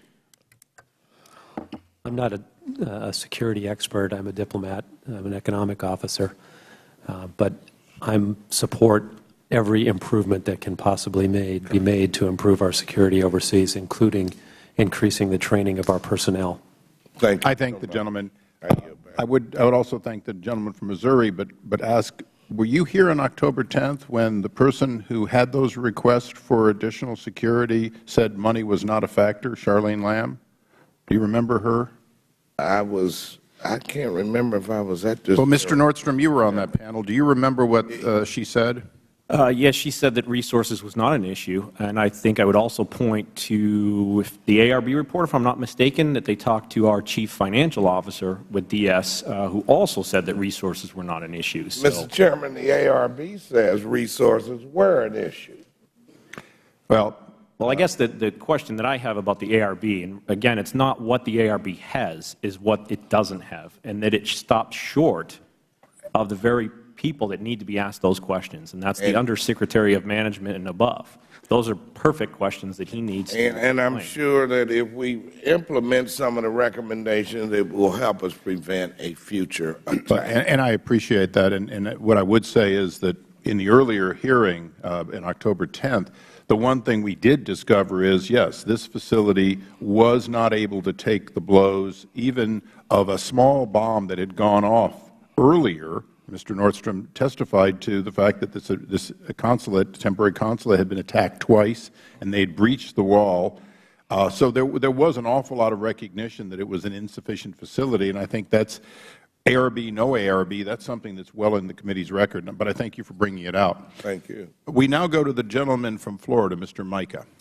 Well, thank you, Mr. Chairman. And first of all, I have to again tell the families that we will continue to pursue this, and all the facts need to be known about what took place and hold people accountable. And then next to the witnesses, thank you for your service. Thank you for your bravery in actually coming forward. And again, some of the commendable acts of the State Department employees you described.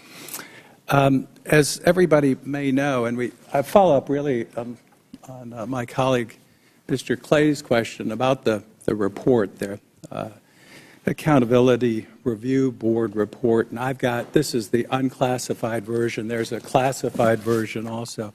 This is available online.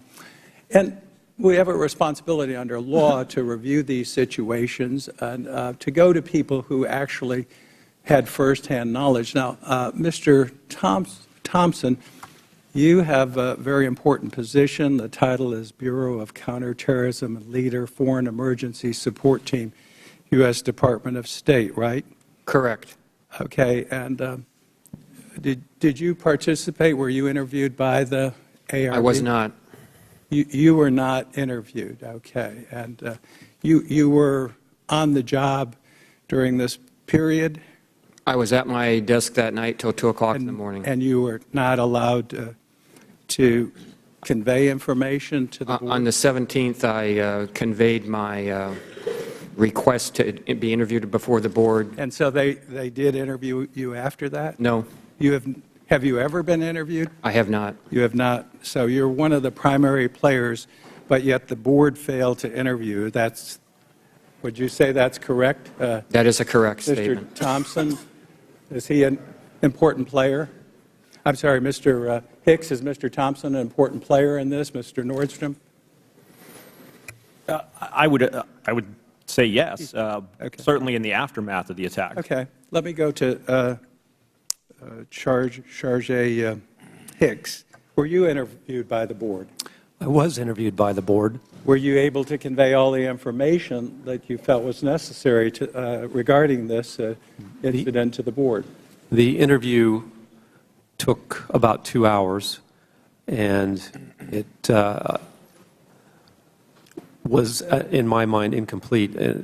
A few days later, I had a separate meeting briefly with the executive secretary. So you did have a follow-up meeting, and you expressed that with the board's executive secretary to amplify on some issues that had been discussed at the meeting, at the initial interview.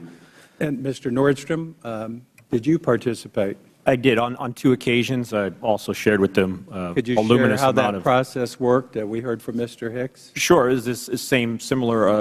Was it thorough?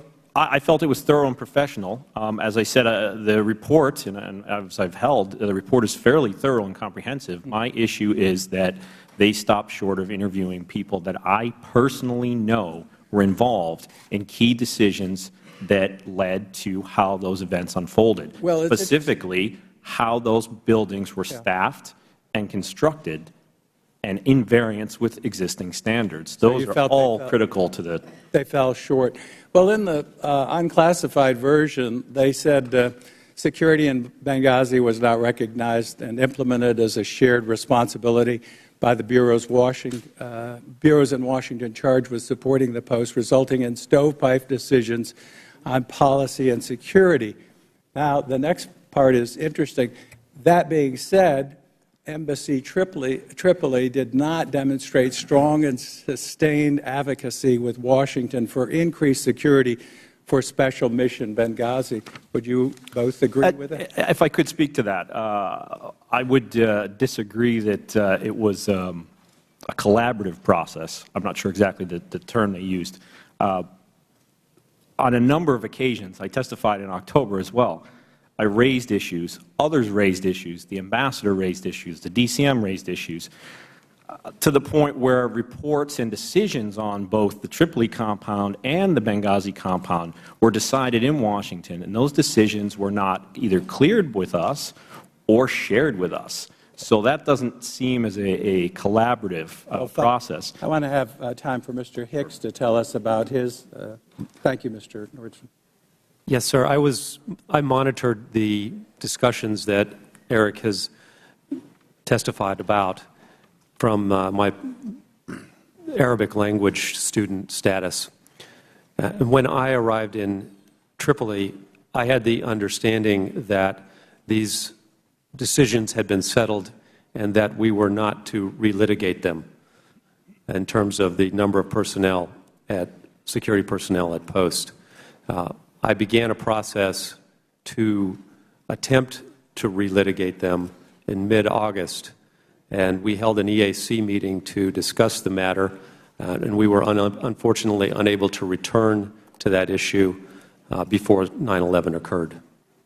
Thank you. Thank you. We now recognize the gentleman from Massachusetts, Mr. Lynch, for 5 minutes. Thank you, Mr. Chairman. I also want to thank the witnesses for their courageous service and your willingness to come before the committee here today. I also want to offer my condolences again to Ambassador Stevens and his family, Tyrone Woods and his family, Glenn Doherty of Massachusetts and his family, and Sean Smith. These were American heroes, and they were our very best. I don't want that part to be overlooked. These individuals were regarded as our very best, including Ambassador Stevens, without question. I think his opinion and the respect that his experience and authority in matters, all matters in Lebanon, Libya, and not only in Tripoli but also in Benghazi was unquestioned, I think, and it showed in the deference that others gave him to those decisions. I thought the ARB report especially did single out some areas where I thought they were trying to identify where the decisions that were made may have been deficient, and they do identify at page 30. They talk about the Bureau of Diplomatic Security and NEA, the Near Eastern Affairs, and at post, there appeared to be a very real confusion over who ultimately was responsible and empowered to make decisions based on policy and security considerations. They go on further to say the DS Bureau showed a lack of proactive senior leadership with respect to Benghazi, failing to ensure that the priority security needs of a high-risk, high-threat post were met. And at the same time, with attention in late 2011 shifting to a growing crisis in Egypt and Syria, the NEA Bureau's front office showed a lack of ownership of Benghazi's security issues and a tendency to rely totally on diplomatic security for the latter. The Board also found that Embassy Tripoli leadership, saddled with their own staffing and security challenges, did not single out a special need for increased security for Benghazi. Now, what they point to in the next couple of paragraphs is they thought that the result, that the special mission Benghazi extension, that this was a temporary residential facility not officially notified to the host government, even though it was also a full-time office facility, resulted in the special mission compound being accepted from office facility standards and accountability under Secure Embassy Construction and Counterterrorism Act of 1999. Mr. Nordstrom, your point exactly. And the Overseas Security Policy Board, OSPB. So what they're saying is because there was an extension made, that there was a lowering in expectation there, that the resources for physical security and also the personnel assignments needed at that was not given an adequate priority, and that it was left to diplomatic security in some cases to make those repairs. Is that something that you see as being a weak point in this whole process that allowed Benghazi to be ill-prepared for the attacks on September 11th? I do. As I said, I think that what still remains unseen is who made that decision to go ahead and assume that this is going to be a temporary facility. At one point, in fact, I was told by colleagues in OBO and DS that the recommendations that we wanted to make, the upgrades, both in Tripoli and Benghazi, would not be made. They forwarded us the way forward documents that we discussed in October. And they said, and I quote, "It's my understanding that M, Undersecretary for Management, agreed to the current compounds being set up in occupied condition as is." The ARB in particular found it interesting at my reply, which was in February of 2013.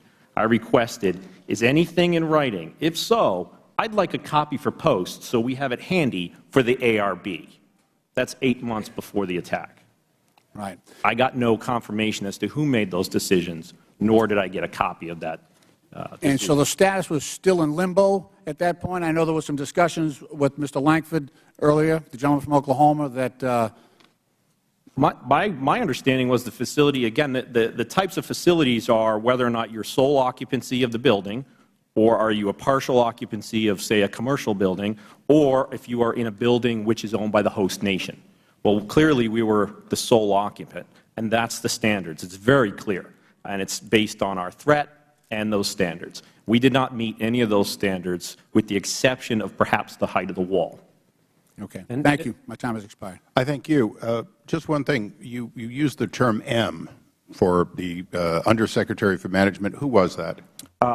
At the time and throughout all of this was Patrick Kennedy, who was up here in October as well. So that's who would have been the person who said no, or this is good enough, presumably. Presumably. Again, I don't know what the decisions, the factors were in his decision. I'm sure he had reasons for those decisions. I'm not going to criticize those. My only concern is that nobody has looked at those, whether it be the ARB or anybody else. Thank you. Mr. Turner. Mr. Chairman, thank you very much. Gentlemen, I want to thank you for being here today. Without your statements, there is a tremendous amount of information that we just wouldn't know. And certainly it's important that you're giving us this information, as we all have deep condolences for the families. As we look at the information that we've gotten today, we basically have two stand-down decisions that we've been able to discuss. One, the Foreign Emergency Support Team that Mr. Thompson has told us about, and Mr. Hicks, you told us of Colonel Gibson. Mr. Hicks, I'm a member of the House Armed Services Committee, and I'm very fascinated with the stand-down order to Colonel Gibson. As we pursue that, we want to know who gave Colonel Gibson the order and why. And so I would like to review that stand-down order with you and what you experienced that night, since you were with him as he was receiving that stand-down order. You told us that there was a C-130 Libyan transport that had been provided, and that you had indicated to Colonel Gibson that he should go to reinforce Benghazi and help the withdrawal personnel. Colonel Gibson was told to stand down, and that plane left without him, landing about 7:30 in Benghazi without Colonel Gibson's team. So let's start first with a review of what is Colonel Gibson's team. What were those personnel, Colonel Gibson's team? What were they doing in Libya? They are the remaining members of the Special Security Team, this group of 14 Special Forces personnel assigned to protect Embassy Tripoli after the return and reestablishment of the embassy in September of 2011. And on the 1st of August, the Secretary of Defense signed an order changing their status from being a security team to a training team and transferring their authority from the Chief of Mission, the Ambassador, to General Ham.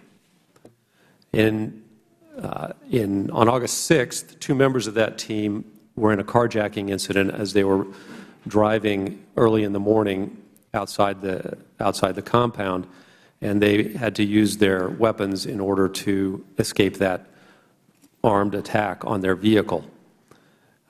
In light of that incident, General Ham decided to draw down the team from 14 personnel to 4 personnel, and Lieutenant Colonel Wood and 9 others, Lieutenant Colonel Wood testified before this committee last October, left Tripoli in the middle of the month. So the Lieutenant Colonel Gibson and the other 3 members of that team are the remainder of that group. So their chain of command had been changed and they had been reduced. But as you were just describing, these are highly trained individuals with specialized skills that would have been useful in the situation in Benghazi.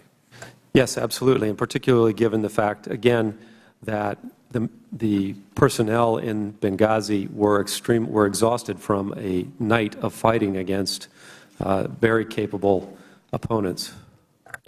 Now, do you know why they were told to stand down? Colonel Gibson give you any information or understanding of?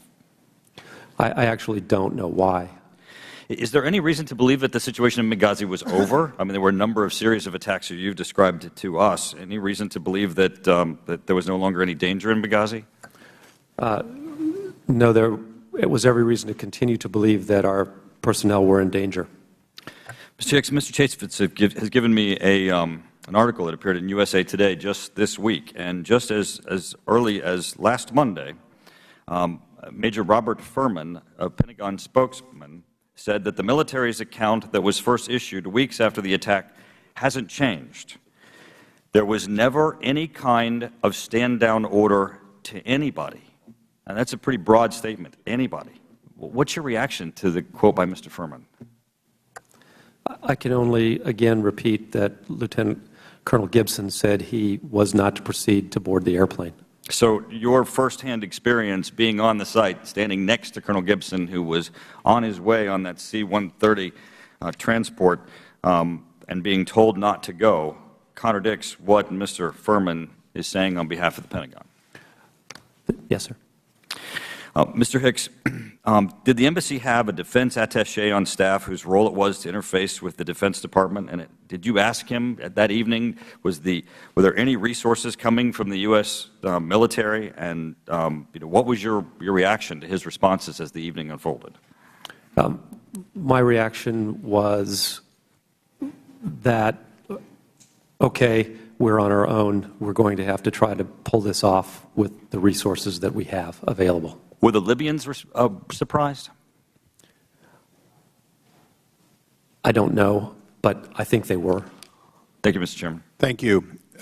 Before we go to Mr. Connolly, just because most people in the audience, including on the dais, don't understand Chief of Mission authority, would you, as Chief of Mission, who was under your Chief of Mission authority and who wasn't? In other words, who did you have command and control of? And we're talking about military assets, because I think a lot of folks up here are hearing 2 chains of command, and it would be helpful for you to explain it as a career State Department person quickly.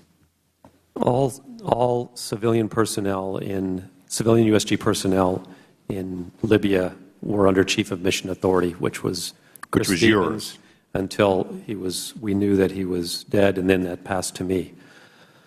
The 4 members of the Special Forces team were under General Ham's authority. We had 2 other military Special Forces personnel in country, and I was at that time unclear as to whether they were under my authority or not.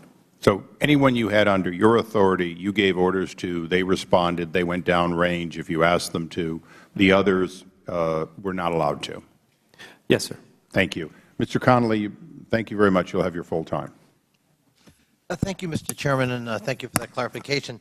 By the way, there have been some statements that Undersecretary Kennedy was not interviewed by the ARB by Ambassador Pickering and Admiral Mullen. That is a misstatement fact. He most certainly was. You can look it up. It's documented. He was interviewed, and he provided evidence, and that evidence was evaluated. So it is simply not true that Undersecretary Kennedy was not part of that process. He most certainly was. And I'd ask, Mr. Chairman, the record so reflect. Who said he wasn't? I'm not sure. I think we've heard it from the table. Mr. Thompson, statements have been attributed to you that your Bureau, the Counterterrorism Bureau, was actually deliberately kept out of post-Benghazi developments, decision-making, and so forth. Are those statements attributed to you accurate? It's true that my portion of this office was not participant. Your portion. To whom did you report? I report to Dan Benjamin at the time. And did Mr. Benjamin, was he included in He was overseas at the time. He was overseas, but was he kept informed and involved? I kept him informed in the early stages of... Was he kept informed and involved by the Secretary's office? I have no idea. Would it surprise you to learn that he has stated emphatically that he most certainly was? It wouldn't be a surprise. I've read it. And would it surprise you that he contradicts your statements or statements attributed to you? And I read to you, this charge that we were kept out of the loop in the aftermath is simply untrue. Though I was out of the country on official travel at the time of the attack, I was in frequent contact with the Department. At no time did I feel the Bureau was in any way being left out of deliberations that it should have been part of, unquote. I would disagree. He's true factually. He is his view of how much of the CT Bureau was. So for the record, if I may, sir, if he thinks he was adequately informed and given counsel on that, then that is his professional. Well, he's the head of the Bureau, and he's, in fact, was your supervisor, and that's his testimony. So it contradicts yours. I don't think it's his testimony, sir. Well, I'm entering it into the record, so it's now in the evidentiary record. And Would the gentleman no, I will, Mr. Chairman. I'll hold the time. Okay, certainly. Mr. Cummings, perhaps you were here, perhaps not, has said among a lot of people that we want to bring before this committee, he is now an anticipated future witness, so he can give testimony. The Chairman anticipated exactly the point I was going to make, so we can clear that up by having Mr. Benjamin here. Thank you. Mr. Hicks, I don't think anyone who could have listened to your account, the minute-by-minute account of what happened, could be anything but moved. The trauma of what you and your colleagues must have gone through, especially being in Tripoli, not being able physically to sort of reach out and do something about Benghazi, I think all of us can relate to that. Terrible. I was in Libya and Tripoli in May of last year before the tragedy, and I don't remember whether we had a chance to meet or not, but David Dreyer led our CODEL. We were not allowed to stay in Libya overnight. What struck me when I arrived in Tripoli was that airport security was provided by a militia.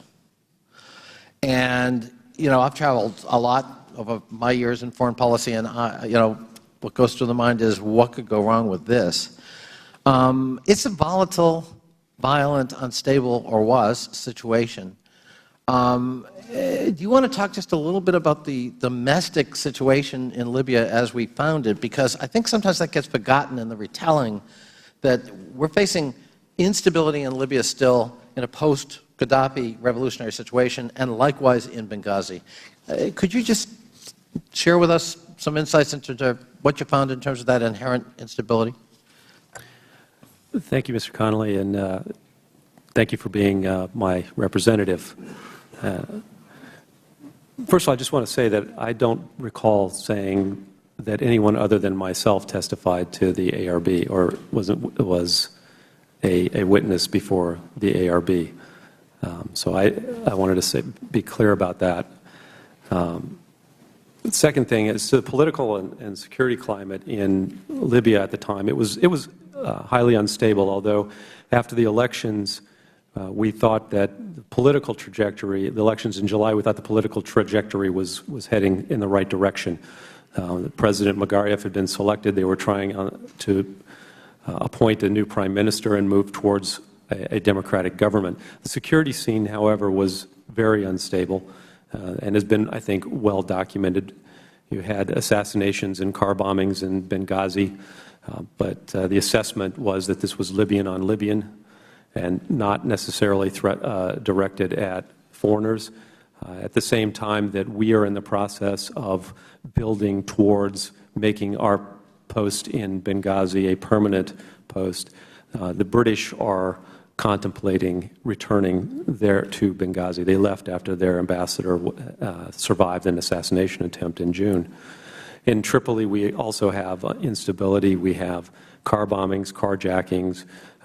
We have Islamic extremist militias that begin to attack Sufi shrines, and a government that is struggling to maintain security and improve security in the country.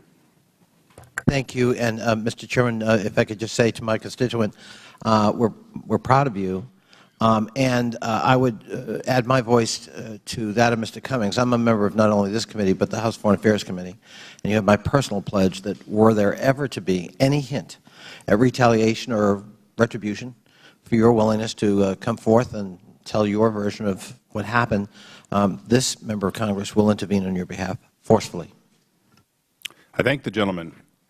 The gentleman from Tennessee, Mr. Duncan. Thank you very much, Mr. Chairman. And first of all, thank you for calling this hearing. There's obviously great interest in and concern about what happened in this tragic incident. Mr. Nordstrom, we've already heard Mr. Thompson say that he was never interviewed, even though he requested to be interviewed. Did I understand you correctly to say a few minutes ago that you know of other witnesses that had firsthand knowledge who were not interviewed by the board? No, I don't believe I said that. I guess I misunderstood about that. But I will tell you, though, I was a criminal court judge for 7.5 years trying felony criminal cases, and I can tell you that it's surprising that anybody with firsthand knowledge wouldn't be interviewed about this unless somebody did not want to have a complete report. Mr. Thompson, what were you told was the reason you were not interviewed? I was not given a reason, sir. You were not given a reason. Mr. Hicks, do you feel that the report lets any individual or bureaucracy off the hook? Yes, sir. I think that in our system of government, the decision-making authority is at the level of presidentially appointed, Senate-confirmed individuals. That's at the level of assistant secretary or higher. Now, the reporting coming out of Embassy Tripoli on conditions there, particularly the fact that we had to provide a daily report of who was in country to Undersecretary Kennedy, and the fact that he made the decision as to who came to Tripoli and Benghazi or who didn't, that budgets came to his table, and that security threat environment reports also came to his table, would suggest that there is some responsibility there. Mr. Thompson, let me ask you this. Another thing I find surprising is that do the security people not consider the date of 9/11 to be, we've already heard somebody say that this mission was considered to be a high threat or a high risk mission, do they not realize that 9/11 is a high security type date and they should be prepared for terrorist activities on that date in particular? Certainly. When I hear security, I think of Greg Nordstrom, so I won't go down the security trail too far here. But certainly on the anniversary of 9/11, since 9/11-2001, we have all had our antenna up, so to speak, and been forward-leaning, if not physically, mentally, on that particular day, yes. The report basically puts primary blame for this situation on the Bureau of Diplomatic Security. I would like to ask if any of you have a comment about that. Do you think that's fair? If I could, Congressman. Yes, Mr. And maybe this Nordstrom. might also address Congressman Connolly's question. My concern with the report is not that Undersecretary Kennedy was or was not interviewed. I don't know who was interviewed. Again, that's part of the confidentiality of it. But there's been a lot of discussion of how many people were supposed to be there or not supposed to be there. Those things are not driven by regulations and law. That's a subjective opinion. Obviously, that was quite a bit of my testimony in October.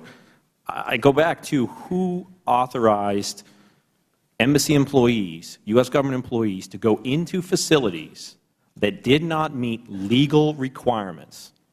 I don't know who made that decision. And the reason why is because, as Ambassador Pickering said, he has decided to fix responsibility on the Assistant Secretary level and below. How I see that is, that's fine. It's an accountability of mid-level officer review board. And the message to my colleagues is that if you're above a certain level, no matter what your decision is, no one's going to question it. And that's my concern with the ARB. Mr. Hicks, did you find other shortcomings in the report? Well, I find shortcomings in the process. In the process. Although I was interviewed for 2 hours, I was never allowed to review the recording of my testimony to the board.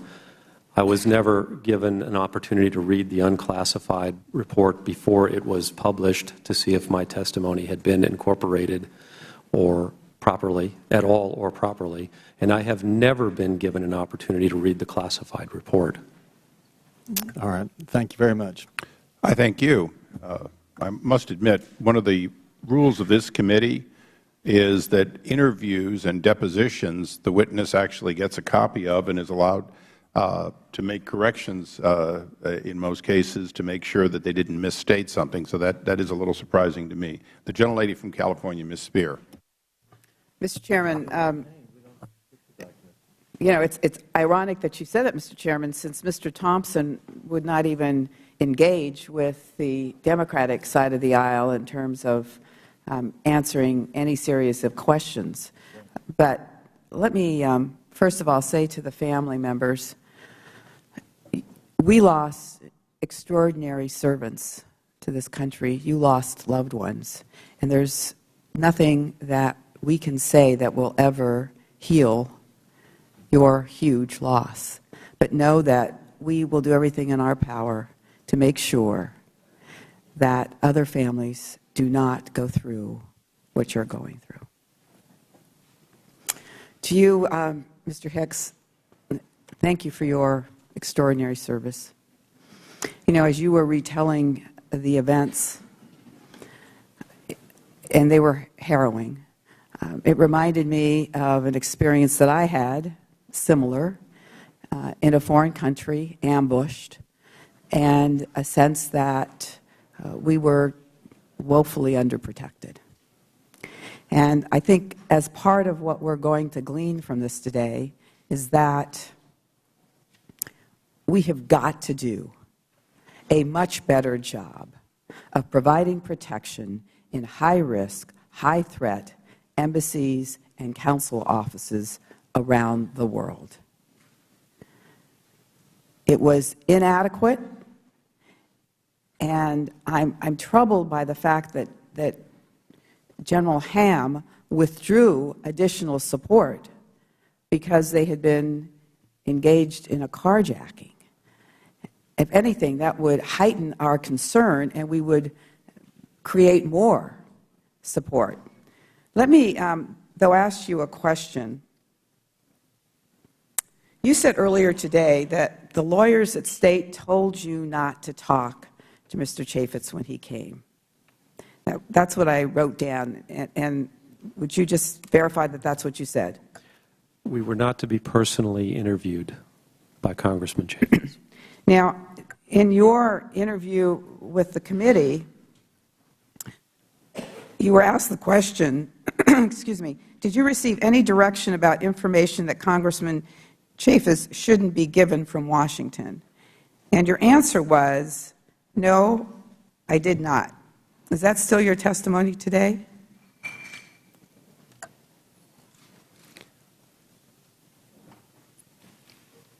I don't recall that phrase, and well, I thought that I said, and I'd have to review again, that I did receive instructions exactly as I said them, but I did not know who gave them to me because I did not have, at that time, have access to my email from my time as DCM in Tripoli.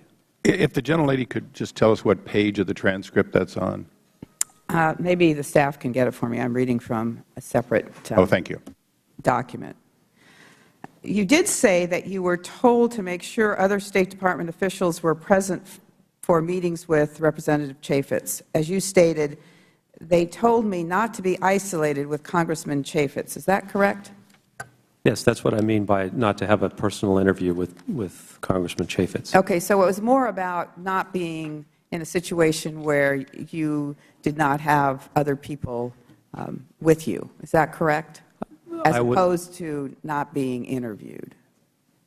And again, that's what I said, not to be personally interviewed by Congressman Chaffetz. It said, well, you said they told me not to be isolated with Congressman Chaffetz.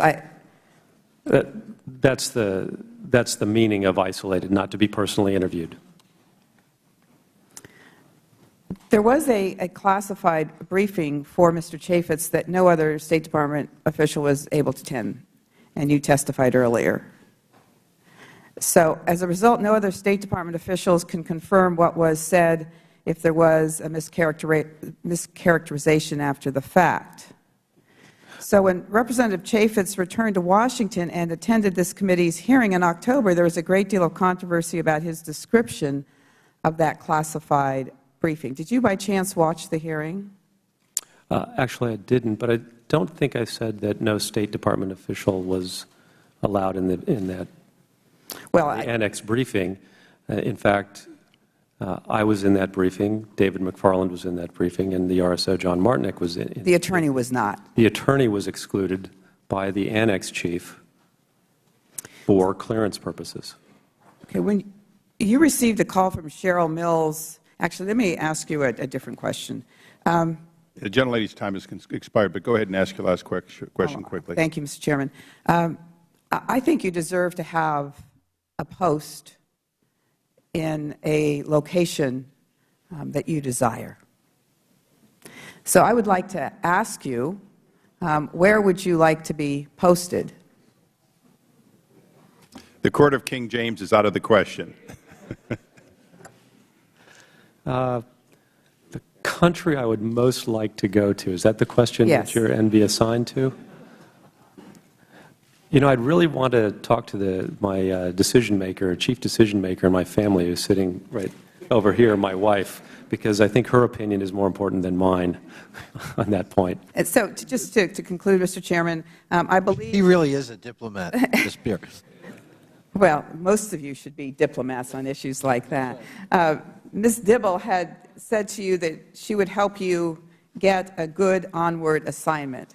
And I think this committee will help you get a good onward assignment. So we await the responsible person for that decision informing us. I thank the gentlelady, and I'm actually shocked that Mr. Connolly didn't make that a promise to a constituent who could vote. And with that, we go to the representative from North Carolina, Mr. McHenry. not to bring the subject matter of this hearing back to the subject matter of this hearing, but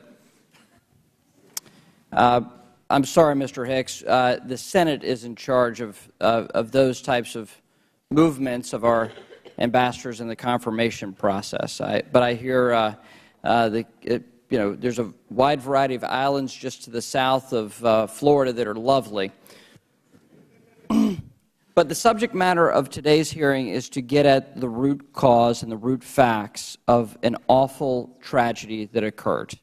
The mismanagement, then the political cover-up that resulted from that mismanagement, and a rush to judgment by some very ambitious political operatives within Washington. At least that's near as what I can tell, having gotten into the facts as we have today and knowing what we know today. So I want to thank all three of you gentlemen for your service to the American people and to our government. And I want to say to you that the tough treatment you've gotten as a result, not only on that day in September, but since then, is a horrible tragedy.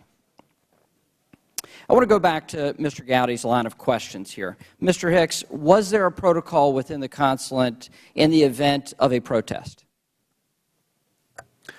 Yes, there was. Was there any evidence when you were there in Libya on that day that this was a protest? No, there was none. And I'm confident that Ambassador Stevens would have reported a protest immediately if one appeared on his door. The protocol, of course, was for us to evacuate immediately from the consulate and move to the annex. Okay. Was there anything in connection to a YouTube video? Was there any awareness that it was the events occurred because of a YouTube video? The YouTube video was a non-event in Libya. Okay. And did you know about that within a couple days or the day of? Yes. Okay. And so did you report to anyone in Washington within the first couple of days that there was anything in connection, a protest in connection to a YouTube video? No, the only report that our mission made through every channel was that there had been an attack on a consulate. Not a protest? No protest. You can leave your microphone off. I'm going to come back to you a few times.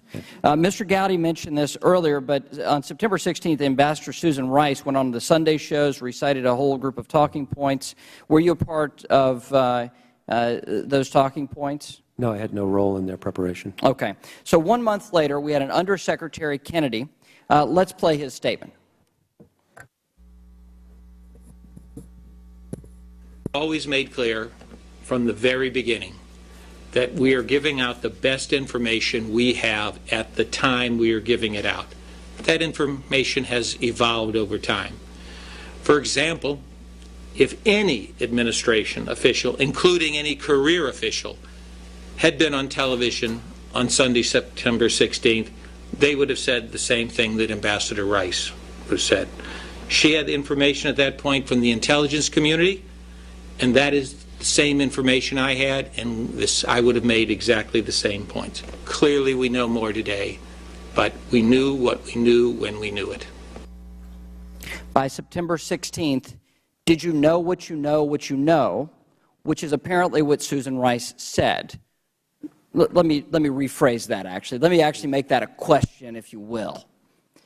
Ambassador Rice recited a set of facts. A month later, they defend it. The State Department defends that. You're a career State Department official. Would you have said the things that Ambassador Rice said? Not after hearing what President Magariaf said, especially considering the fact that he had gone to Libya, to Benghazi himself at great personal and political risk. And for him to appear on world television and say this was a planned attack by terrorists is phenomenal. I was jumping up and down when he said that. It was a gift for us from a policy perspective, from my perspective, sitting in Tripoli. And did that occur before September 16th? He said that on the same talk shows with Ambassador Rice. Face the Nation. And did you report that? Was there knowledge that he was going to say that? No, there was not. Okay. Mr. Chairman, I know we have a lot more questions about this, including what that did in country. Ambassador Rice's rhetoric, what that did and the impact it had in country for the work that you were doing and the delay that resulted because of that, of the FBI investigation on the ground. If you could speak to that, and Mr. Chairman, if you'll indulge me, briefly. and let him answer, please. Thank you. Go ahead, Mr. Yes, sorry. Again, it took 17, 18 days for us from that interview to get the FBI to Benghazi. And we dealt with people at a low level, and we got them to Benghazi by stringing together a series of basically low-level commitments to help us get them to Benghazi. Thank you. The gentleman from Wisconsin. Thank you, Mr. Chairman. And to the families, again, of those who lost their lives in Benghazi, you have our condolences. And I think the best tribute we can give to those who've lost their lives is to make sure that we make sure this doesn't happen again. And I think that's really the goal of the committee. Gentlemen, thank you for being here today. Mr. Hicks, especially thank you for your extensive conversation about what happened during the confusion of those first hours, whether the ambassador was at the hospital or the annex, and all of that happened. I can tell you about 16 years ago, I was backpacking through the Darien Gap in Colombia and woke up to machine gun fire and hand grenades. And at the time, we didn't know what happened. We had paramilitaries on the river, we had guerrillas behind us, and we were caught in between. So I can fully understand the full confusion that happened at that time in your recanting of that, and I think we saw that in the report. What I can tell you, though, Mr. Chairman, is, I don't think there's a smoking gun today. I don't even think there's a lukewarm slingshot. What we have is some strong opinions from people who at least I know Mr. Nordstrom and Mr. Hicks both participated in the study, and Mr. Thompson, while he didn't, no one stopped him. No one said he shouldn't go in the study, but we've had a chance to take a look at this, and I think what's really imperative is that we make sure that these recommendations are done, that something concrete comes out of this so that no one else is in this situation. And I think one of the real things that we can do as a committee, as individuals on this committee, is to make sure that we provide adequate funding for security and training to all of our embassies. And I think, that I look at, I'm one of the new folks around here, so when I look at some of the past budgets where we've been asked for literally hundreds of millions of dollars that haven't been approved in a post-9/11 world, I look at that as rather risky. And both Mr. Nordstrom and Mr. Hicks, you both have extensive experience around the world and various places you've been. So looking at this proactively, I think this is probably the 9th or so hearing that the House has had on this issue. So maybe it's time we start looking at how we make sure we protect our embassies the very best way we can, rather than kind of going through and rehashing some of the same old stories. My question specifically for both Mr. Hicks and Mr. Nordstrom are, when it comes to extra training or extra security, do you feel that we need more in some of the embassies across the world, so that make sure that those who are working in there indeed have the very best protections, because we have that responsibility to them as they serve the country? Mr. Hicks? Thank you. I think there are two things, and I appreciate the question. We in the State Department need more training for our people who are going to these critical threat posts, not only for our diplomatic security agents, but also for our everyday diplomats. We need to be able, in my opening statement, I talked about my experience in Bahrain of developing contacts who helped us get through some very difficult times in 2002 when our embassy was attacked twice and we were experiencing very severe anti-American demonstrations. We have to be able to engage. Our diplomats have to be out on the street. One of the reasons why we were perhaps caught off guard in Benghazi is because, for security purposes, because we had so few personnel there, the consulate was basically on lockdown. And so it was very difficult for our principal officer to get out and mingle with the people and learn what was going on. This was magnified when I talked with a correspondent after the event who had been in Benghazi after 9/11, and the correspondent told me that the people of Benghazi were terrified. by these Islamic extremist militias. We didn't have that sense prior to 9/11. And the only way we could have that sense is if we're out on the street. I think Undersecretary of State for Public Diplomacy, Sonnenschein, said it beautifully at the tribute for Ann Smedinghoff last week when she quoted Correspondent Edward R. Murrow about going the last 3 feet. That's what we as diplomats do. So if we're going to be going outside the embassies to meet with people and learn what's going on, we have to have the training to be able to respond rapidly and effectively to a desperate situation. So that's one thing. The other thing I believe that we need to do, and I put this forth as part of my platform in running for office in my speech to the Foreign Service, we need to develop a robust paradigm for analyzing and mitigating risk, and one that is comprehensible to every member of the Emergency Action Committee. And this would be a powerful tool for our regional security officers to be able to develop the kinds of programs and the kinds of activities that we need to mitigate risks that they identify through the use of this paradigm. Thank you. We now go to the gentleman from Michigan, Mr. Wahlberg. Thank you, Mr. Chairman, and thank you for holding this hearing. And I, too, agree with both sides of the aisle. This ought to continue with other hearings. And it was shocking to just hear a statement about this is rehashing same old stories. These aren't old stories. These aren't same old stories. This is a situation that is atrocious in that it happened. And it's about time we heard the stories for the first time that we're hearing today, and I thank the witnesses for being here to do that for us. And appreciate your valor, and appreciate the families and their sacrifice. Mr. Thompson, on several occasions already, it's been insinuated that not only did you not ask to be interviewed by ARB, but that you refused. You've indicated on a couple occasions, no, you asked to be involved. Let me give you further opportunity and ask you, why were you concerned about the ARB's failure to interview you? And did you raise any concerns with the Department about the Review Board's unwillingness to interview you? The reason I was concerned about it was that it was a terrorist event, and we did not respond to a terrorist event with the team, or we weren't considered to, and there wasn't a normal process by which that goes through. That process that I've already stated is not one that is bureaucratic. It's one that can go from a cold start to wheels up, so to speak, within hours.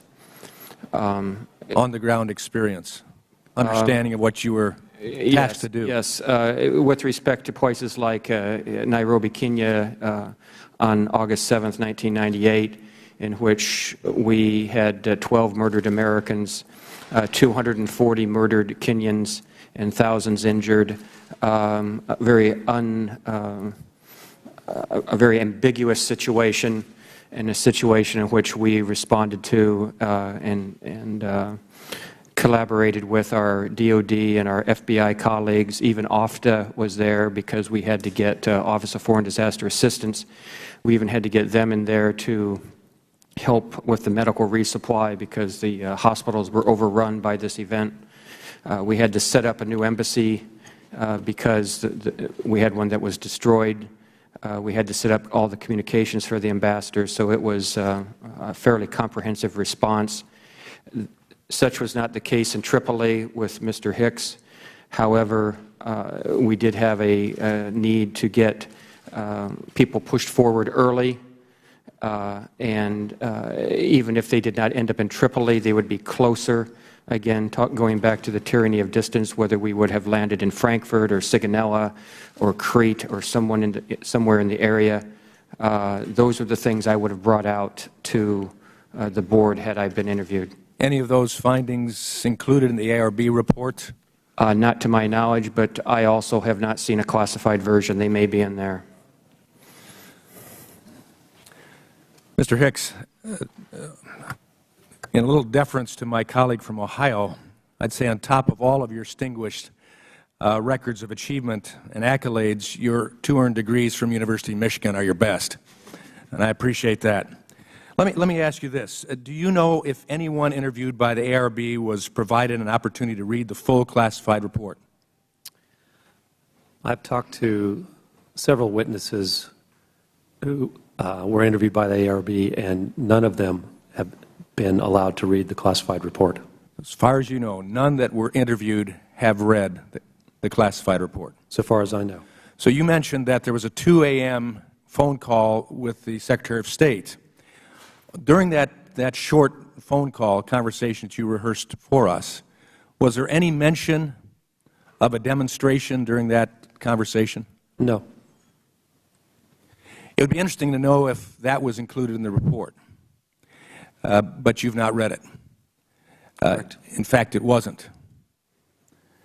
Do you think the ARB report lets any individual or bureaucracy off the hook? Again, as I mentioned earlier, given the decision-making that Undersecretary Pat Kennedy was making with respect to Embassy, Tripoli, and Consulate Benghazi operations, he has to bear some responsibility.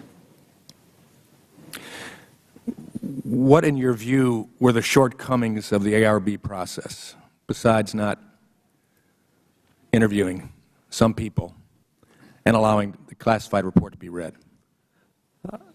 Well, again, there was no stenographer in the room when we were interviewed. No stenographer? No, sir. And so we're talking about editorial commentary potential as opposed to clear truth, accuracy? That's correct. There were note takers. I had counsel in the room with me taking notes, but other witnesses did not have counsel or may not have had counsel. Thank you. Mr. Chairman, I don't have that benefit on the campaign trail to not have accurate reporting. Thank you. Well, it's Congress created the ARB in 1986, so we have the ability to professionalize it by congressional action. Perhaps that will be something we'll recommend. We now go to the gentlelady from Illinois, Ms. Duckworth. Thank you, Mr. Chairman. Gentlemen, thank you for your bravery in being here today and for your service to our nation. I really believe that the best way to honor the sacrifice of Ambassador Stevens and the 3 other Americans who gave their lives in the line of duty in a final act of devotion to this nation, the best thing that we can do is to put aside politics and take a hard look at the facts of what went wrong and what we need to do as we move forward to make sure this never, ever happens again. And I share the frustration that many of my colleagues have expressed about the fact that we did not have the opportunity to properly prepare for your testimony today or to participate in a bipartisan investigation. You know, I want to take a look particularly at what we can do to strengthen our missions, particularly in parts of the world where we cannot rely on host governments to provide adequate security, what we need to do to strengthen our ability to protect our outposts. As you've mentioned already, this includes better security measures and more U.S. security personnel.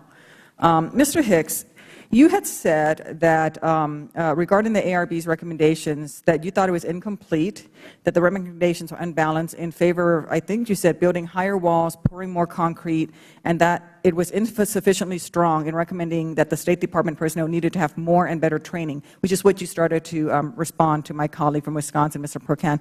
Could you elaborate further on what you believe needs to be done with improvements in training? Again, the point I made is that those of us whose job is to engage the local population, to represent America to local populations, we have to be able to go outside. We have to be able to meet them in their own places, especially in a part of the world where hospitality is a major part of the culture, and where also the demonstration of personal courage is an important part of the culture. So that means that we have to, as individuals, those of us who go outside, have to be able to be cognizant of the situations that we're going into. We have to be situationally aware, I think, as Eric would say, in order to recognize in advance that we may be getting into a difficult situation and we need to be able to respond appropriately. And if we are put in a situation of extremis, then we have to also have the ability to be able to protect ourselves in that situation. Thank you. Mr. Nordstrom, I know that you did not have a chance to elaborate on my colleague's question. What is your opinion? Because I really want to make sure that we get the lessons learned from this. Is there a balance that could be struck between focusing on improvements to physical security and also focusing on improvements to training, as Mr. Hicks suggested, or maybe dynamic communications? Do you have any specific recommendations? Is a perfect one. My concern is that in the wake of an attack, we're going to go through the same cycle that we've gone through all the time. More money is not always the solution. More is not always the solution. Better is the solution. During the process, I had somebody ask me, as part of the ARB, whether or not, why had I not requested machine guns, 50 caliber machine guns for the consulate in Benghazi. I was awestruck. I said, if we are to the point where we have to have machine gun nests at a diplomatic institution, isn't there a larger question, what are we doing? Why do we have staff there? One of the recommendations that I looked at is, again, it's decision-making processes. That doesn't cost money. One of the things that we saw, again, is what is the role of DS? Is DS, diplomatic security, elevated high enough within the Department of State's organizational structure whereby recommendations that are within that organization are heard by the Secretary of State? I mean, I think she has a very reasonable assertion that some of these issues weren't brought to her attention. Well, how do we fix that so that they are brought to the attention of the Secretary of State? It's not lost on me that as the unheeded messenger this time around, I look at where those messages seem to stop, the Undersecretary for Management. I look back and I see the last time we had a major attack was East Africa. Mr. Thompson's talked about it. Who was in that same position when the unheeded messengers of the ambassador in Nairobi and the RSO in Nairobi were raising those concerns? It just so happens it's the same person. The Undersecretary for Management was in that same role before. So if anybody should understand this, I would hope that he would. So that's why I'm going to the point of there's something apparently wrong with the process of how those security recommendations are raised to the Secretary. I agree. I think that you've given us a great way forward. Thank you, Mr. Chairman. Thank you. I thank the gentlelady. We now go to the gentleman from Michigan, Mr. Amash. Thank you, Mr. Chairman, and thank you for the witnesses for testifying today. Thank you for your service. Mr. Hicks, from a Michigan alum, go blue. Mr. Hicks, you testified that you haven't read the final classified ARB report. Is that correct? That's correct. If you haven't been allowed to read the report, how do you know whether your testimony was used appropriately? I have no idea. Have the department employees who were singled out for disciplinary action, were they allowed to read the final classified ARB report to find out to examine the evidence that was used against them? Two of those individuals have told me that they were not allowed to read the classified report. Do you believe that the ARB report does enough to ensure that a similar tragedy doesn't take place in the future? Again, I haven't read the complete report, so I can't make a judgment at this point in time. Did you have an opportunity to provide input with respect to the report? Yes, I had a 2-hour conversation with the board. All right. I'm going to yield some time to the gentleman from Utah, Mr. Chaffetz. Thank you. Mr. Hicks, do we typically need permission of a host nation government to fly military aircraft over their territory? Yes, we do. And to your knowledge, did we ever ask the Libyans for permission to fly over their country? Frequently. But did we the night of the attack? The night of the attack? Once this incident started, did we seek permission from the Libyan government to do a flyover? I think in the record there is a UAV was flying over Libya that night, and it had permission to be there. Did we ever ask for permission to fly anything other than an unarmed drone over Libya during the attack? No. Would you have known that? Yes. Based on your extensive experience as a diplomat in dealing with the Libyan government, do you believe the Libyans would have granted overflight rights if we had requested it? I believe they would have. Mr. Nordstrom, do you believe that would also be true? I think certainly in this situation, they were fairly, Mr. Chairman, I think one of the unanswered questions here is, if it's a possibility, if there's any chance that we could get military overflight, if we could get a military flight there, then we would ask permission in advance. My concern is there was never an intention, there was never an attempt to actually get these military aircraft over there. I think one of the hard questions we have to ask is not only about the tankers, but what was the NATO response? We flew for months over Libya. Months we conducted an air campaign. And we have assets. We have NATO partners. We worked, for instance, with the Italians. It is stunning that our government, the power of the United States of America, couldn't get a tanker in the air. Mr. Hicks, when did you think that this was actually over? It was done. We were safe. Not until our personnel landed in Tripoli on the C-130. And then, even then, Ansar al-Sharia had posted that we were potentially, there's a reason why you had to leave the facility in Tripoli. That's correct. When did you actually return to the embassy in Tripoli? We returned, I believe, on the 14th.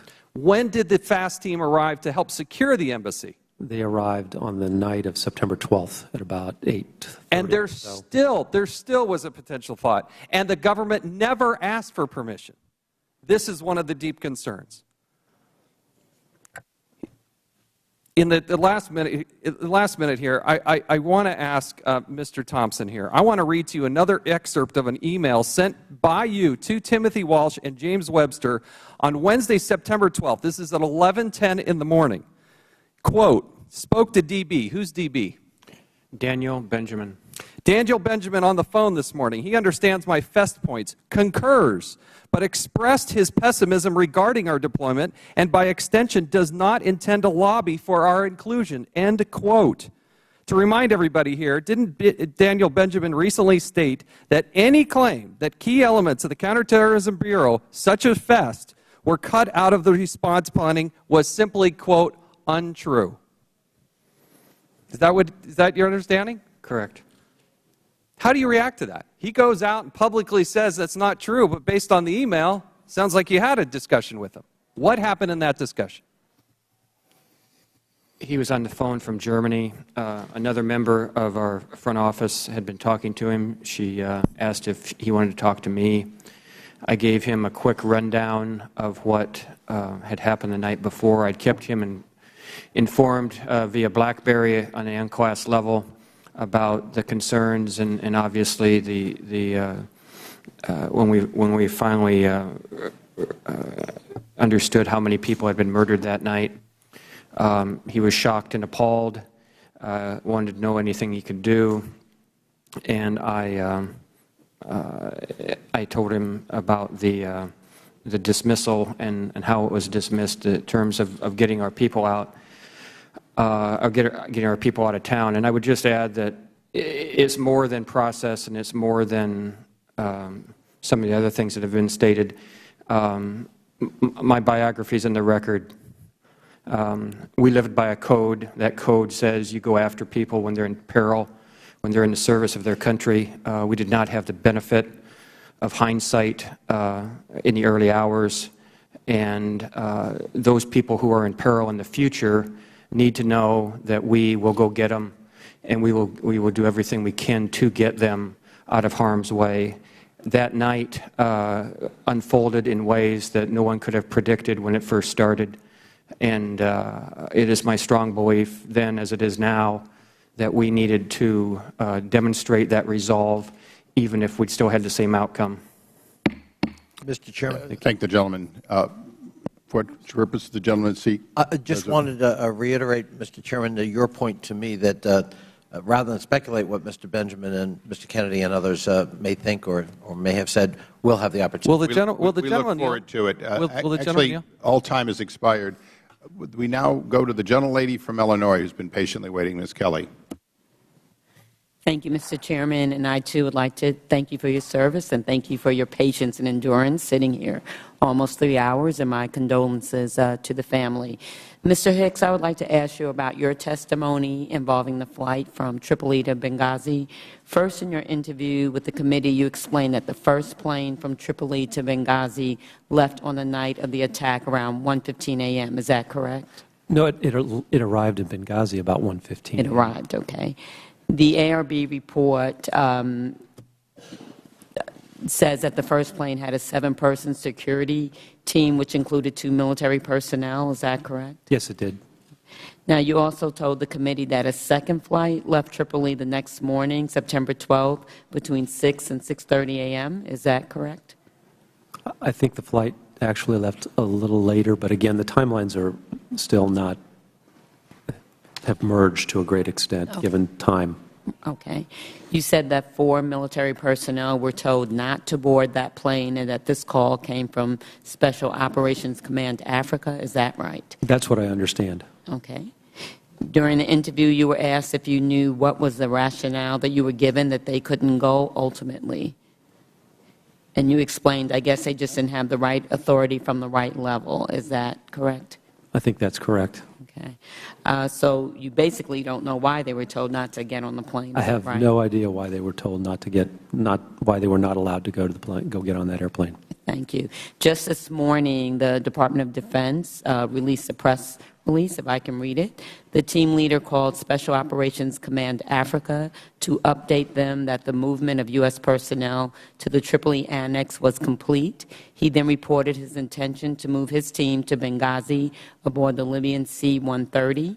As the mission in Benghazi at that point had shifted to evacuation, the Special Operations Command Africa Operations Center directed him to continue providing support to the embassy in Tripoli.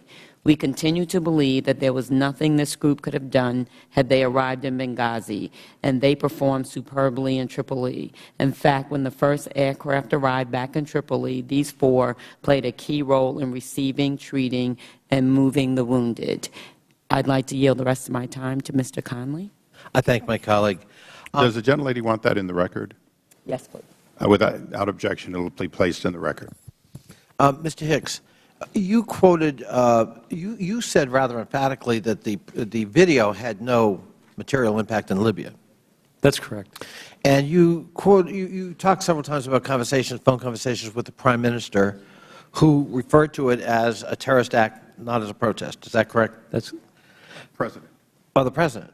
But we don't want to leave a misimpression here. I mean, the Libyan government is somewhat incoherent at this time. I mean, it's hardly correct. a unified government. That's correct. And, for example, you were busy on the day, but on September 12th, the New York Times published a story quoting Libya's Deputy Interior Minister, Wanis al-Sharif, who said that his initial instinct was to avoid inflaming the situation by risking a confrontation with people angry about the video in Libya. He said he also criticized the Americans at the mission for failing to heed what he said was the Libyan government's advice to pull its personnel or beef up its security, especially in light of recent violence in the city and the likelihood that the video would provoke protests. That same article interviewed people engaged in the assault in Benghazi who cited, according to the New York Times, the 14-minute video, that this was due to their anger. Now, my only point is, the Libyan government didn't speak with just one voice. There were disparate voices. Some, in fact, did see the video, apparently, at the time, as an influence. And it's a little, I don't want to mislead the public that there was one unified perspective and that narrative is entirely false and was at the time. Would you care to comment? Sure. Our assessment in the embassy was that, the video was not an instigator of anything that was going on in Libya. Now, I understand that these people were quoted. In fact, on September 20th, Prime Minister Al-Kib raised the video in a in front of the press when Deputy Secretary Burns was there. But we saw no demonstrations related to the video anywhere in Libya. The only event that transpired was the attack on our consulate on the night of September 11th.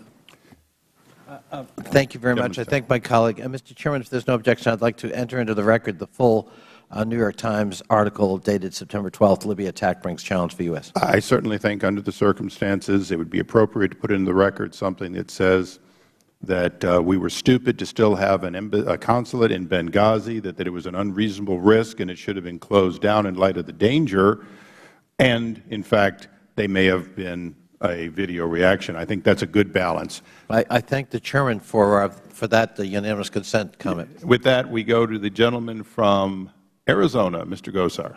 Thank you, Mr. Chairman. First, to the families, thank you for the heroism that your sons exhibited. I would tell you that. To the three of you at the stand, thank you for your bravery, particularly in light of how we've treated whistleblowers today and in the past. Mr. Hicks, did you ever question officials in Washington about what Secretary Rice said on Sunday, the Sunday talk shows? Yes. Again, when Assistant Secretary Jones called me after the talk show event, I asked her why she had said there was a demonstration when we had reported that there was an attack. Was she the only one that you talked Yes. to? Okay. And her reaction was? Her reaction, again, was, I don't know, and it was very clear that from the tone that I should not proceed with any further. So she was very curt? Yes. Okay. Did you receive any negative feedback based on this conversation? Over the next month, I began to receive counseling from Assistant Secretary Jones about my management style, things that I basically was already doing on the ground, but nevertheless, I implemented everything that she asked me to do. Something that you were highly recommended and highly accommodated for. They're questioning it all of a sudden. Can I have the video to be played on the screen, please?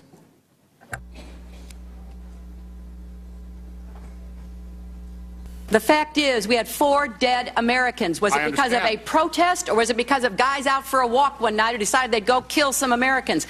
What difference at this point does it make? It is our job to figure out what happened and do everything we can to prevent it from ever happening again. Well, I'm really mad, but Mr. Hicks, could I give you the opportunity to respond to that question? What difference does it make? I think the question is, what difference did it make? Yep. President Magariev was insulted in front of his own people, in front of the world. His credibility was reduced. His ability to lead his own country was damaged. He was angry. A friend of mine who ate dinner with him in New York during the UN season told me that he was still steamed about the talk shows 2 weeks later. And I definitely believe that it negatively affected our ability to get the FBI team quickly to Benghazi. So that definitely impacted getting the FBI to look at the crime scene, did it not? Absolutely. So when you talked to the Libyan government, were they responsive when you asked about access for the FBI? It was a long slog of 17 days to get the FBI team to Benghazi, working with various ministries to get ultimately agreement to support that visit to get them to Benghazi. But we accomplished that mission. But again, at the highest levels of the government, there was never really a positive approval. So this false labeling was to a spontaneous reaction to a video, was a direct contravention of the explanation offered by this president of Libya. And the facts on the ground impact our ability to investigate the crime scene afterward. How long was it, as you said, before the FBI was allowed access into Benghazi to examine it? 17 days. 17 days. Was the crime scene secure during that time? No, it was not. We repeatedly asked the government of Libya to secure the crime scene and prevent interlopers, but they were unable to do so. So let me get the timeline finalized here. So the FBI is sitting in Tripoli for weeks, waiting for the approval of the Libyan government to travel to Benghazi. Is that appropriate? Well, they were attempting to do their job from Tripoli as best they could. But they were denied access into Benghazi, right? Correct. So what were they doing with their time? They were interviewing witnesses that they could find in Tripoli and could meet with in Tripoli, and they were also engaging with the government in order to develop a cooperative investigation with the Libyans who had sent an investigator to Benghazi. Were you interviewed by the FBI? No, I was never interviewed by the FBI. Never. Nice story. I yield back my time. I thank the gentleman. We now go to the gentleman from Nevada, Mr. Horsford. Thank you, Mr. Chairman.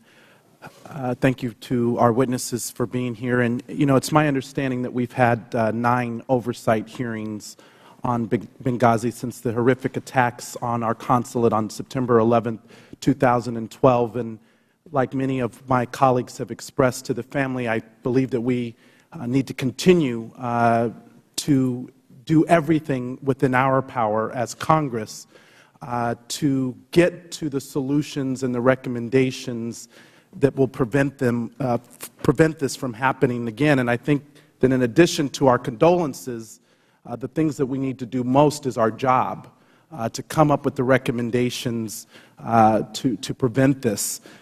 One of the overall conclusions of the Accountability Review Board was just that, quote, that Congress must do its part to meet this challenge and provide necessary resources to the State Department to address security risks and meet mission imperatives. That was a direct statement out of the Review Board recommendation. And I think each of you agree that Congress must do its part. Am I correct? Yes or no, real quick. Yes. So, you know, Mr. Chairman, I just would hope that after this hearing, after 9 oversight hearings, that we will begin to work on some specific recommendations that we can bring forward, and that all of us working together can do our job to protect our embassies. I think that's what the public wants. I believe and hope that that's what the families want in the memory and the legacy of those who lost their lives. And I would say that it does cost money. Mr. Nordstrom, I know you say it's not just about money, but it also is about properly prioritizing budget considerations. And, you know, in the past, you know, my colleagues on the other side have not been willing to make the kinds of serious and sustained commitments to funding that are necessary for large-scale and long-term security projects like building facility improvements, for example. Would the gentleman yield briefly? May I? Of course. Thank you. And so in both the 2011 and 2012 budget cycles, the budgets gave the State Department hundreds of millions of dollars less than what was requested. The fiscal year 2013 budget as proposed by the other side proposed even more cuts. They want to reduce international affairs budget by more than $5 billion less than it was in fiscal year 12. That is a 9.8% cut to diplomatic security when extrapolated across the whole foreign affairs budget. By the fiscal year 2016, the proposed budget by the other side further cuts funding to international affairs by another $5 billion. This represents a 20% cut to diplomatic security when extrapolated over the entire foreign affairs budget. So these are serious and significant cuts, and we cannot pretend that they don't have consequences. And so I know that my colleagues have talked several times about holding people accountable. Well, I hope that one of those groups that we will hold accountable are ourselves, as members of Congress, to do our job to properly fund the safety of our embassies so that this never happens again. I urge my Republican counterparts to work with us in a bipartisan effort to actually fund these improvements to our embassy security and to follow through on the 29 ARB recommendations that have already been made and those that we believe should also be supported from this hearing. Thank you, Mr. Chairman. We now go to the gentleman from Pennsylvania, Mr. Meehan. Thank you, Mr. Chairman. I note for the record that Charlene Lamb, who testified before this committee the previous time, was asked specifically the question as to whether or not funding issues impacted the actions that took place, and she said no. So, and I'm really intrigued at this point in time by some of the commentary, because one of the things I'd like to follow up on the questioning, Mr. Nordstrom, that came to you from Mr. Langford with regard to some of the decisions that were made, because being in Benghazi, having the Secretary, because I'm going to tell you, I am struggling to find out how we had a United States ambassador in a marginally safe American compound in an increasingly hostile area on an iconic day like September 11th with limited security. And I think that there are some issues that you were talking about first. Decisions that were made about allowing occupancy in the first place. Could you tell me quickly about how that was enabled to be approved? That's the same question I still have to this day. You do not know, but you do know, according to the law, it appears that it must be signed off by the Secretary of State, and there is no delegation. Certainly for parts of it, yes, for the SECA portion of it. Following up, on July 31st, it's a fact that where I go back on the record, there were 16 SSTs, actually Special Forces in Libya, 14 Department of State security personnel. On August 31st, just shortly before, that had been reduced to 6 regulation individuals in Tripoli, 3 in Benghazi. Why the cutback on security? Again, that's one of the questions that I had. I've never seen it addressed in the ARB or anything else, is why were these decisions that we made turned down? Why were, in fact, there was a proposal that went back all the way to a month after we had arrived, asking for $2.1 million for staffing to have 19 DS agents maintained throughout that time period.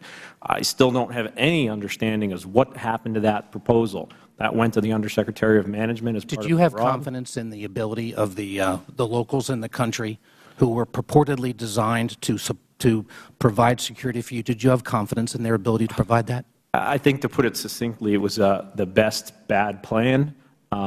It was the only thing we had. It was the only thing, but I didn't ask if it wasn't. Did you have confidence in that? No. Did you report that at any point in time to officials in Washington, D.C.? We did. We did note the training deficiencies in particular. That was something that was always there. Certainly, we had also raised the issue of doing some sort of counterintelligence vetting of the people that worked for us.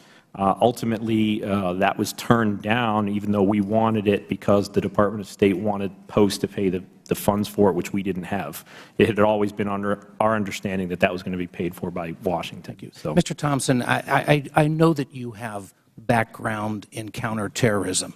I'm going back on, this is testimony that was provided by Lieutenant Colonel Wood, who was an SST person doing service in Tripoli and ultimately wanted to be in Benghazi. He talked about Facebook threats that were made about Western influences in Benghazi. I also note then a series of issues: an RPG attack on the Red Cross in early May, a Red Cross second attack in June, an IED attack against the UN mission in April 6, an IED attack against a UN convoy on April 10th, an assassination attempt on the British ambassador in June 11th with RPGs, an attempted carjacking on August 6th of 2 SST officers of the United States in your mind, does this, in your professional opinion, would this suggest to you that the facility in Benghazi, by a reasonable person with your experience or a reasonable person in the State Department, would be likely to be considered a possible or even likely target of a terrorist incident? It certainly had all the indicators of that based on that history, yes, Congressman. And in light of that, and in light of your experience at Mr. Nordstrom's testimony, would you have been happy with the idea that it was allowed to be maintained under less than the staffing that had existed only a month before or 2 months before, and under standards which were only 2 in the entire country, according to the testimony of Mr. Nordstrom, that were not meeting the requirements, the minimal requirements of safety? No, sir. It doesn't make Mr. Nordstrom or Mr. Hicks, what is normalization and why were we doing this? That's been a question even that the ARB raised and others have raised. I'm not sure. I mean, sarcastically, we saw it as do more with less, but that I first saw that term normalization in that budget proposal, resource proposal, a month after we had arrived. There was already talk about normalizing our footprint. It was then picked up again in February when Greg's predecessor had met with Das Lamb. Same thing. It struck me as being part of some sort of script, just like the reason why we didn't close the facility in Benghazi despite the risks. There was already a political decision that said we're going to keep that open. That's fine, but no one's ever come out and said that we made that risk and we made that decision and take responsibility for it. I thank the gentleman. My time's expired, but Mr. Hicks, did you have a response to that as well? Normalization to us was moving towards being like a normal embassy instead of having being, in a sense, under siege or in a hostile environment where we're surrounded by potential threats. And we wanted to move towards normal life, and it also meant removing or a withdrawal of extra DS personnel and then a movement towards our diplomatic security personnel managing more of a program that included the recruitment of Libyans to provide additional the security that we needed. Thank you. Mr. Hicks, you mentioned earlier your wife being such an important part of your decision process. Were you planning on bringing her to Libya since it was normalized? Just, Mr. Chairman, thanks.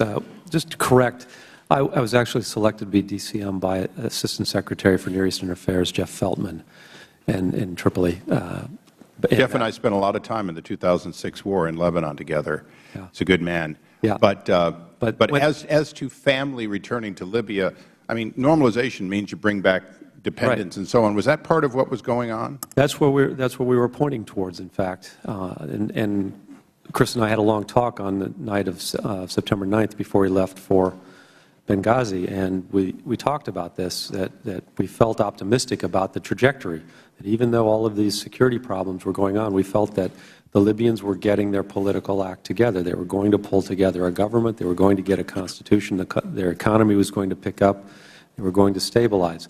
And my next project was, in fact, to reach out to the board members of the American school and start working with them about the possibility of opening the school in September. And that would, of course, allowed me to bring my family to join me in Tripoli. And that was actually a condition that my wife made for my going to my second unaccompanied assignment. So I'm sure she's glad to have you home now, though. yes, she's very glad to have me home. With that, we go to the gentleman from New Mexico who's been patiently waiting. Oh, I'm sorry. Who's next? Mr. Cardenas, next. Thank you very much, Mr. Chairman. My condolences to all the families and everybody who suffered from this tragedy. And also, I hope that you pray for us that we do the right thing as policymakers and not as politicians. Mr. Nordstrom, You've stated here that you felt the security situation in Benghazi was unsafe. As a matter of fact, you've been very clear on placing blame with a number of people. So given everything that was going on at the time and everything you have said today and what you said on October 10th, at any point did you suggest to Ambassador Stevens that he should not travel to Benghazi on September 11th's anniversary, and that the situation was volatile and that the facility, per your own assessment, was not secure? I had departed post on 26th of July, so I didn't have the opportunity to do that. I would defer that to the RSO that was there at the time, John Martinek. It's my understanding that he also had raised some concerns and discussed that. So you have your opinions today, but you did not have those same opinions back then? I wasn't at post for September 11th. I had departed 6 weeks prior. So, if the gentleman would indulge, I think he's asking, what was your opinion on the day you left relative to Benghazi? Oh, okay, I understand.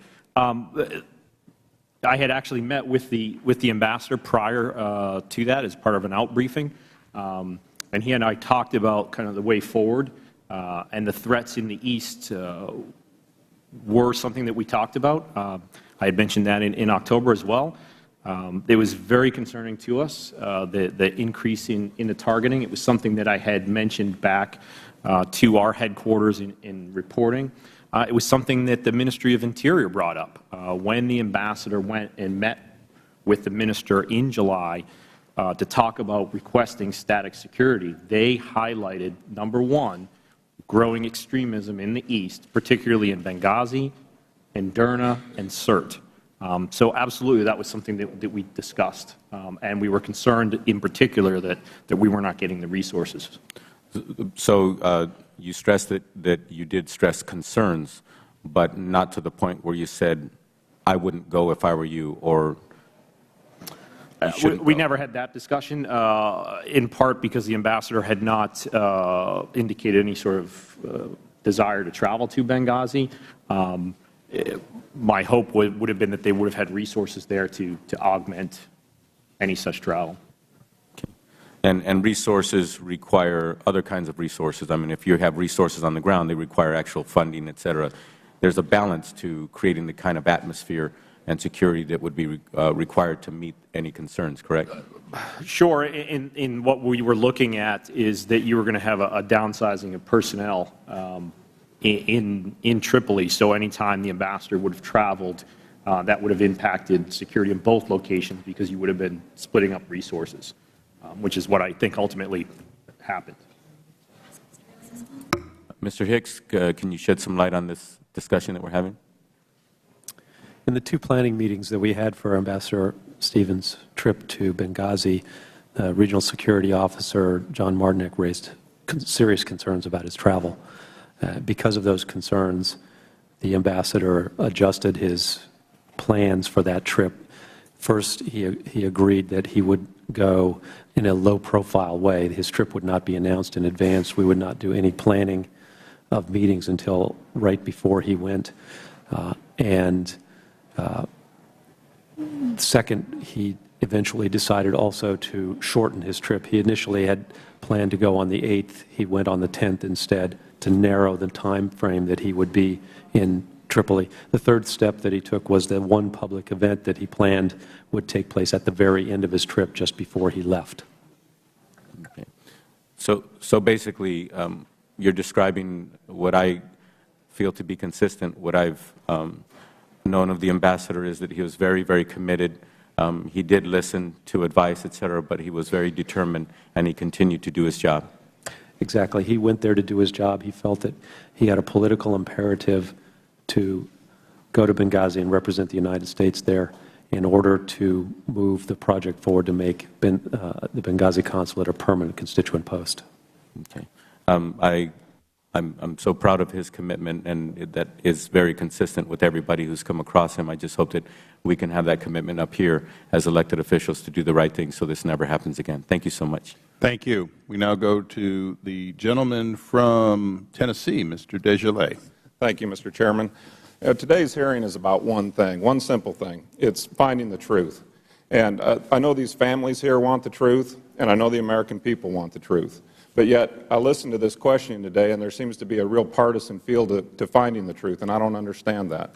I mean, we are, if you listen to the other side, you'd think it's time just to move on from this. They would agree with Secretary Clinton, right, that they would just say, what difference does it make?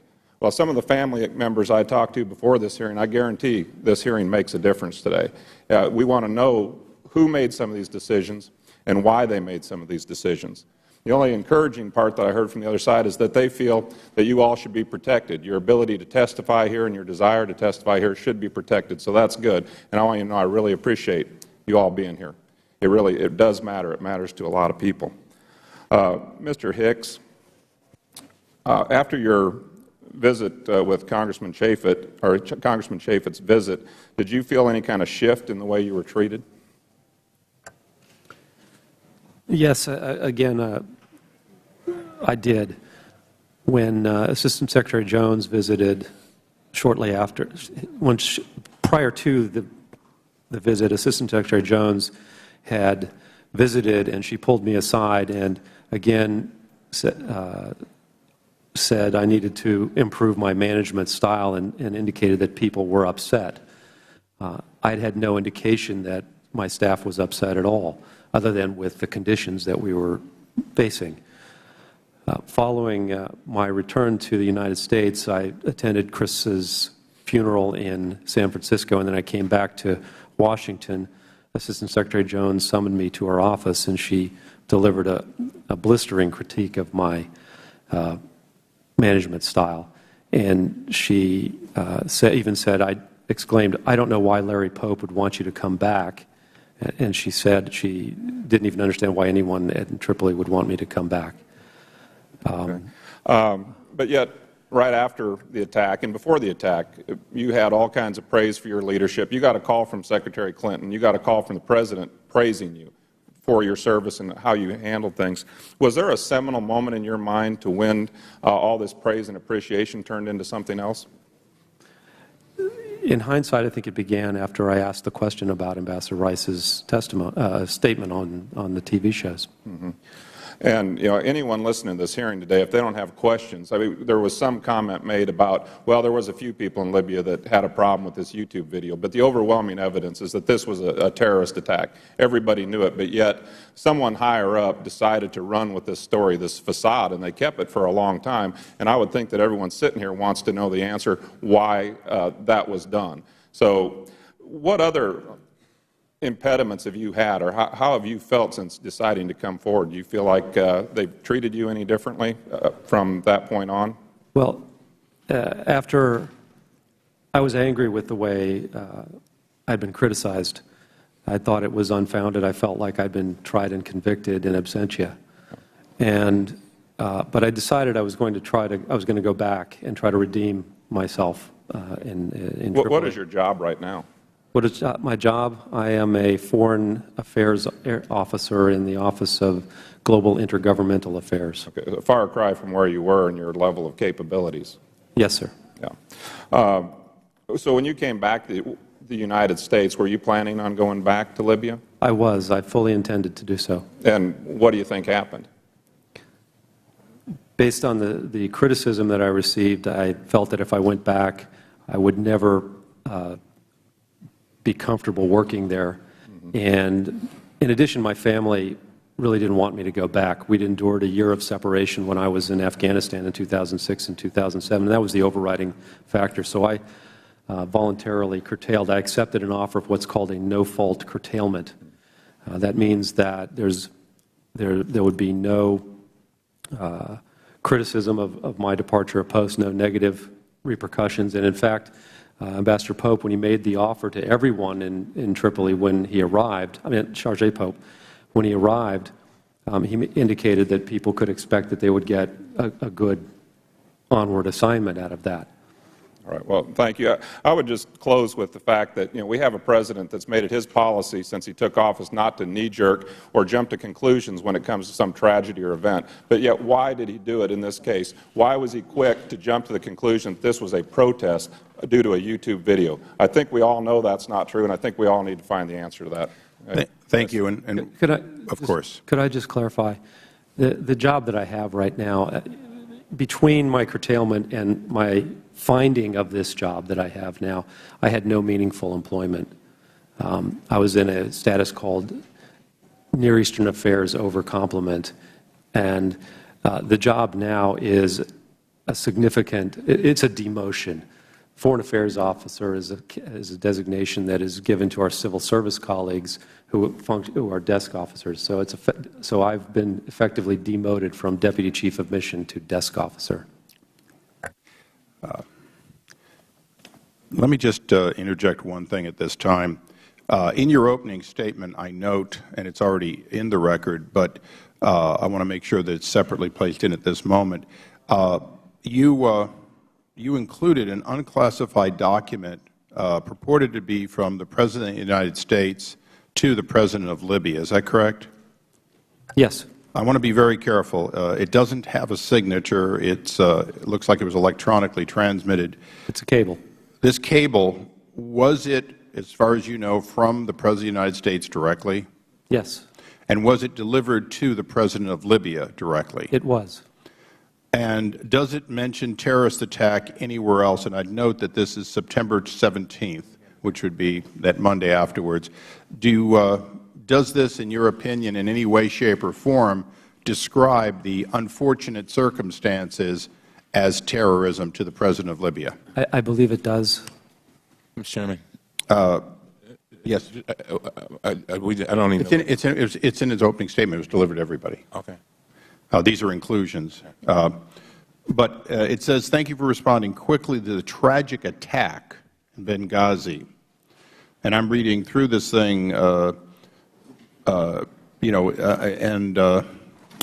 in the record, but as far as I can tell, it speaks of it as a tragic attack. It doesn't speak to it even after Ambassador Rice spoke. It doesn't speak to it as a terrorist attack or our war on terror or fighting terrorism. Is that correct?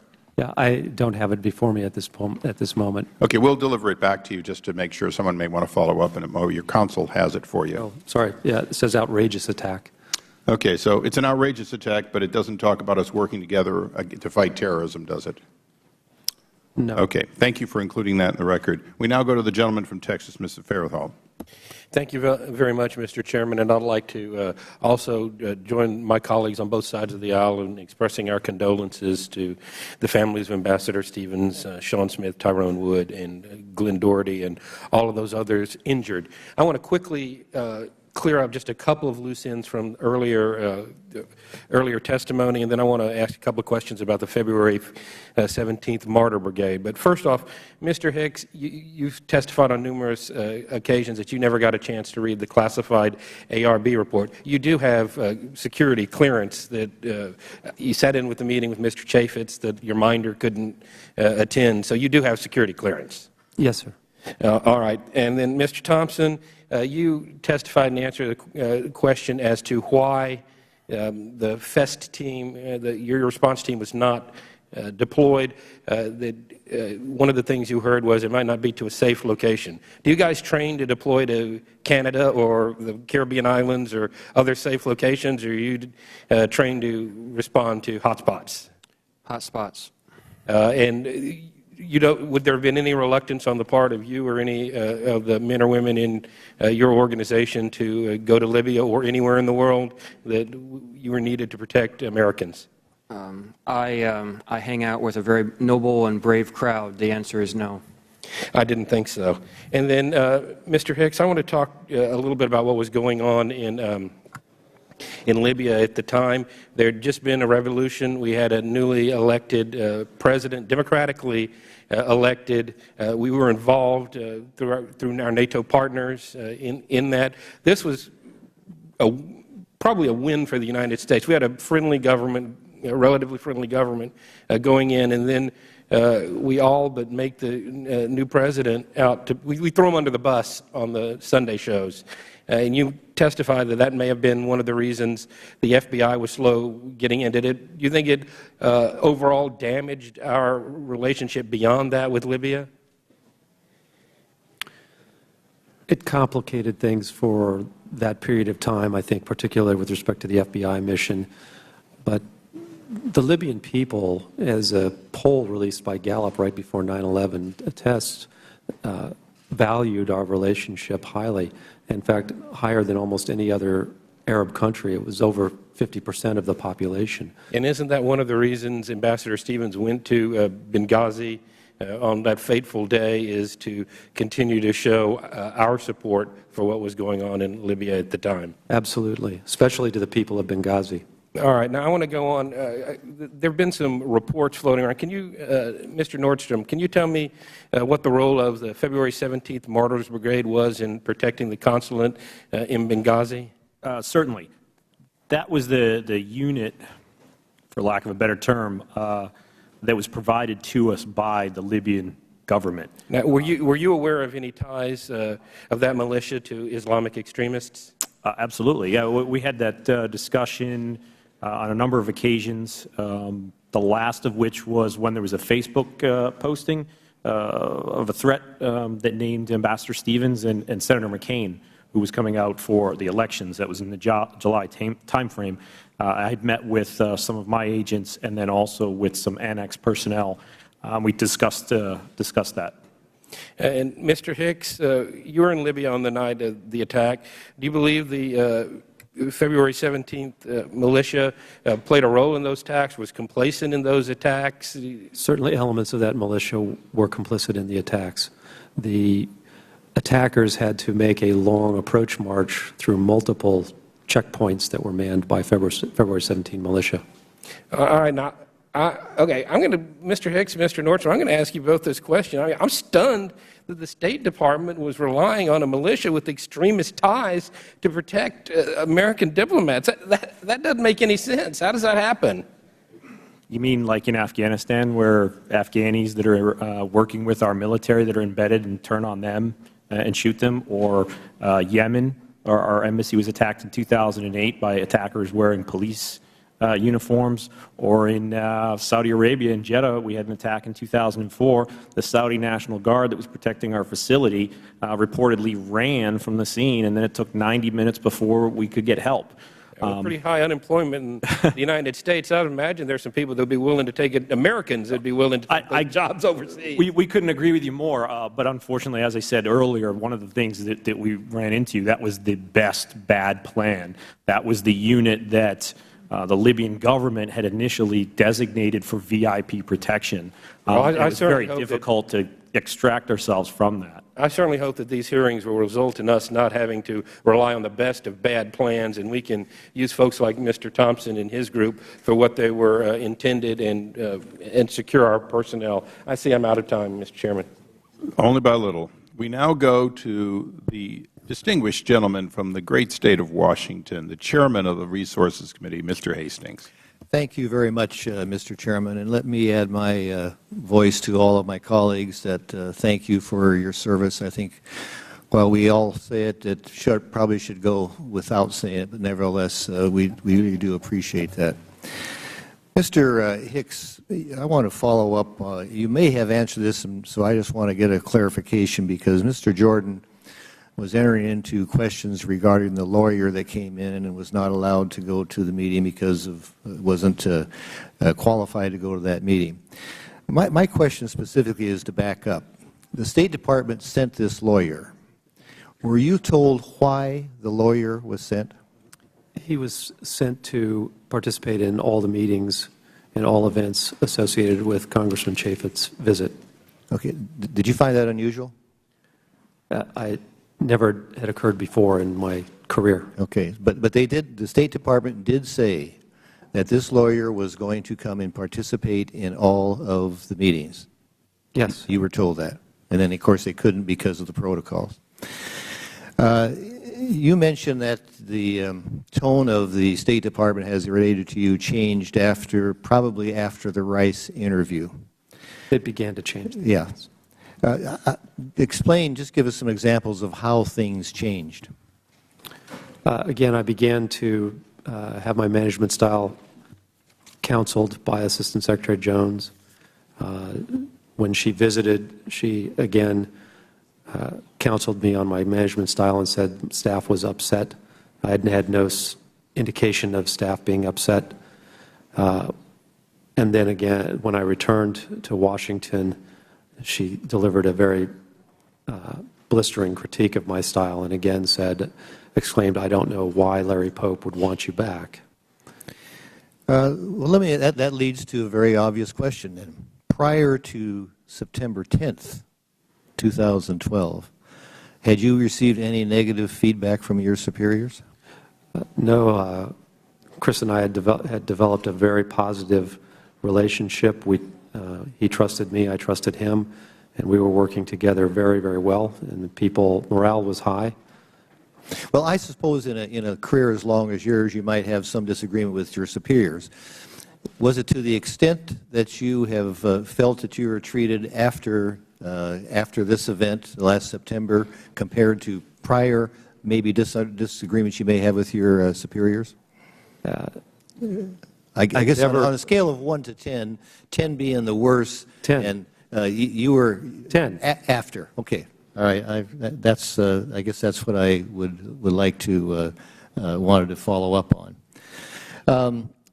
You mentioned that you feel in the job you have, it's really a demotion from the qualifications that you have had in your career in a service. Have you talked to any of your colleagues or any senior leaders within the State Department regarding this, and if so, what was those conversations all about?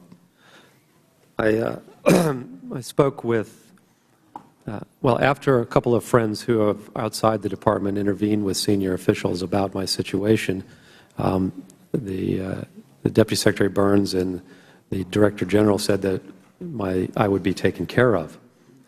Same thing that Larry Pope had indicated. And so I met with the Principal Deputy Assistant Secretary for Human Resources, Hans Clem, and I talked to him about what options might be available to me. And basically the answer was I would have to go through the formal, normal bidding process for assignments and persuade someone that I should be hired. And then the conversation with Deputy Secretary Burns was centered around discussions I'd had with the leadership of our embassy in Mexico City about the head of the political section job there, which would be a very good job. And he said that he would support that, but I had to go through the process, and it's a very long process since that position is at a higher grade. Well, let me ask you this. Going through the process, and I understand there's protocols, but would that strike you as unusual as somebody with your background and the position that you had in Libya and other areas? I was surprised that I was having to go through the process, the normal process. Okay. And especially when the ambassador in Mexico City had talked to Deputy Secretary Burns about bringing me on as his political counselor. Well, I heard my colleagues on the other side of the aisle say that if there's any retribution, that's my words, not your words, any retribution on this, that you will have full support of your colleagues. Let me lend my support, and I think support of everybody here. I think a bipartisan support on somebody that comes forth that has a difference of agreement on a policy issue or a decision that killed 4 Americans deserve to have whatever we can give to you. So thank you very much, and I see my time has expired. Well, and the time that we can ask witnesses to stay seated without a break has also expired. So for those of us who are able to get up and come back and forth, we're going to take about 10 minutes. I would ask the witnesses, you can either go through that door or this door to use facilities that are available there without going out into the public, and then we'll reconvene in about 10 minutes. Thank you.